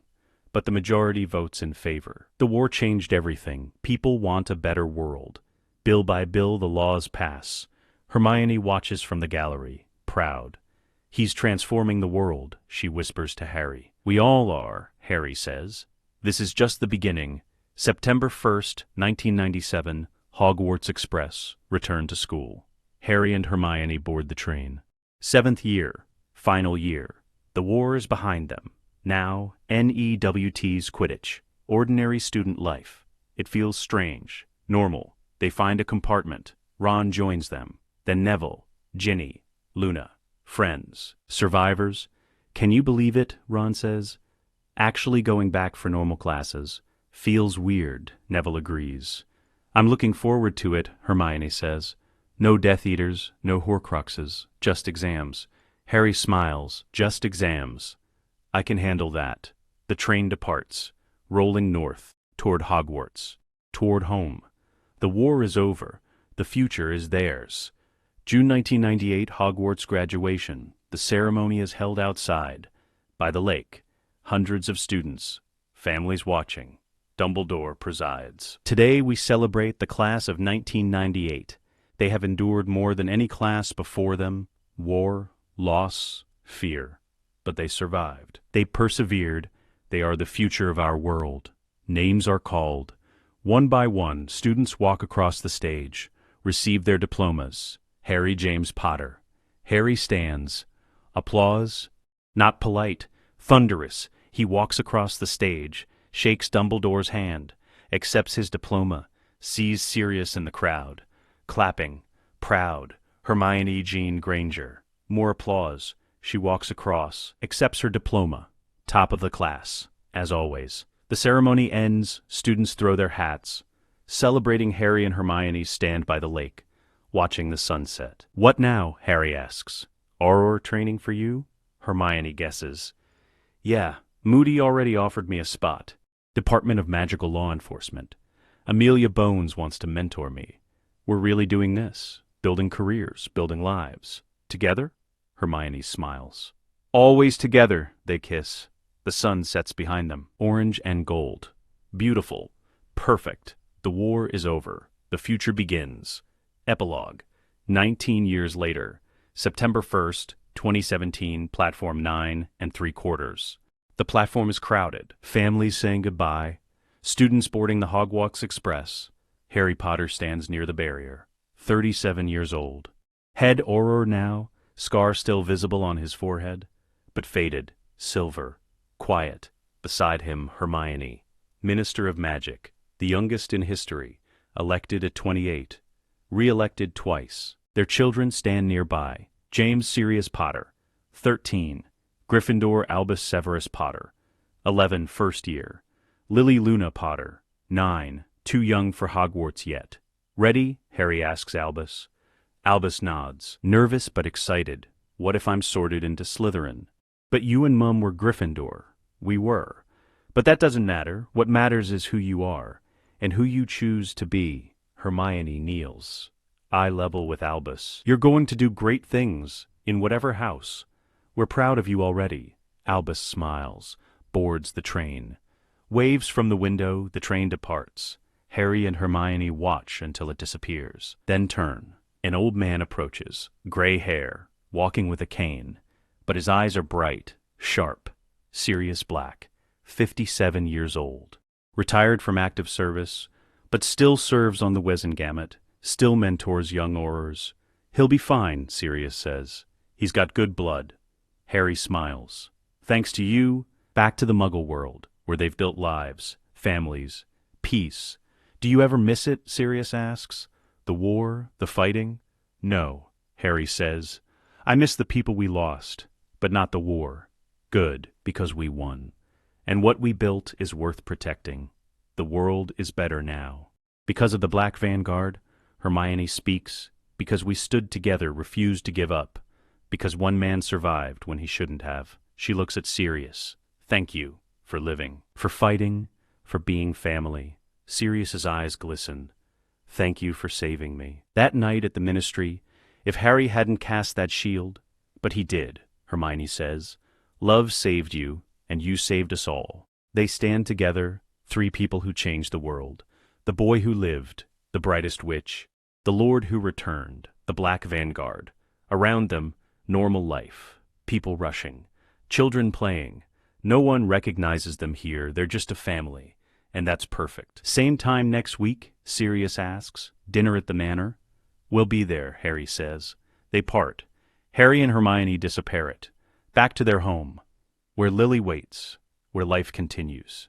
Peaceful, normal, beautiful. The war is a memory. The future is bright, and the Black Vanguard's legacy lives on, in the laws they changed, the lives they saved, the world they built. 26 years after the battle, Sirius Black stands in his study at Black Manor, older now, slower, but still sharp, still fighting, just with laws instead of wands. A letter arrives. From Harry, he opens it. Sirius, Albus was sorted into Slytherin. He was terrified to tell us. I told him what you taught me. The house doesn't matter. The choices do. He's thriving. Top of his year in defense, just like his grandfather would be proud of. Thank you for everything, for surviving, for teaching me, for being the father I needed. Love, Harry. Sirius sets the letter down, wipes his eyes. He lived. Against all odds, survived the Veil, survived the war, and in surviving, he changed everything. Saved Harry, ended Voldemort, transformed the Black name from a symbol of darkness to a symbol of hope. The Black Vanguard. Not just a team, a legacy. He looks at the portrait on the wall, his family tree. Updated now, his name no longer burned off, restored. Lord Sirius Black, 1959. The date of death still blank, still living, still fighting. He smiles. I'm not done yet, he says to the portrait, to his ancestors, to himself. Not even close. Outside, the sun sets over the Scottish Highlands. Golden lights spreading across Black Manor. Peaceful, beautiful, home. The war is over. The Vanguard stands eternal. And Sirius Black, the man who never died, lives on. Let us know what you'd like to see next. The end.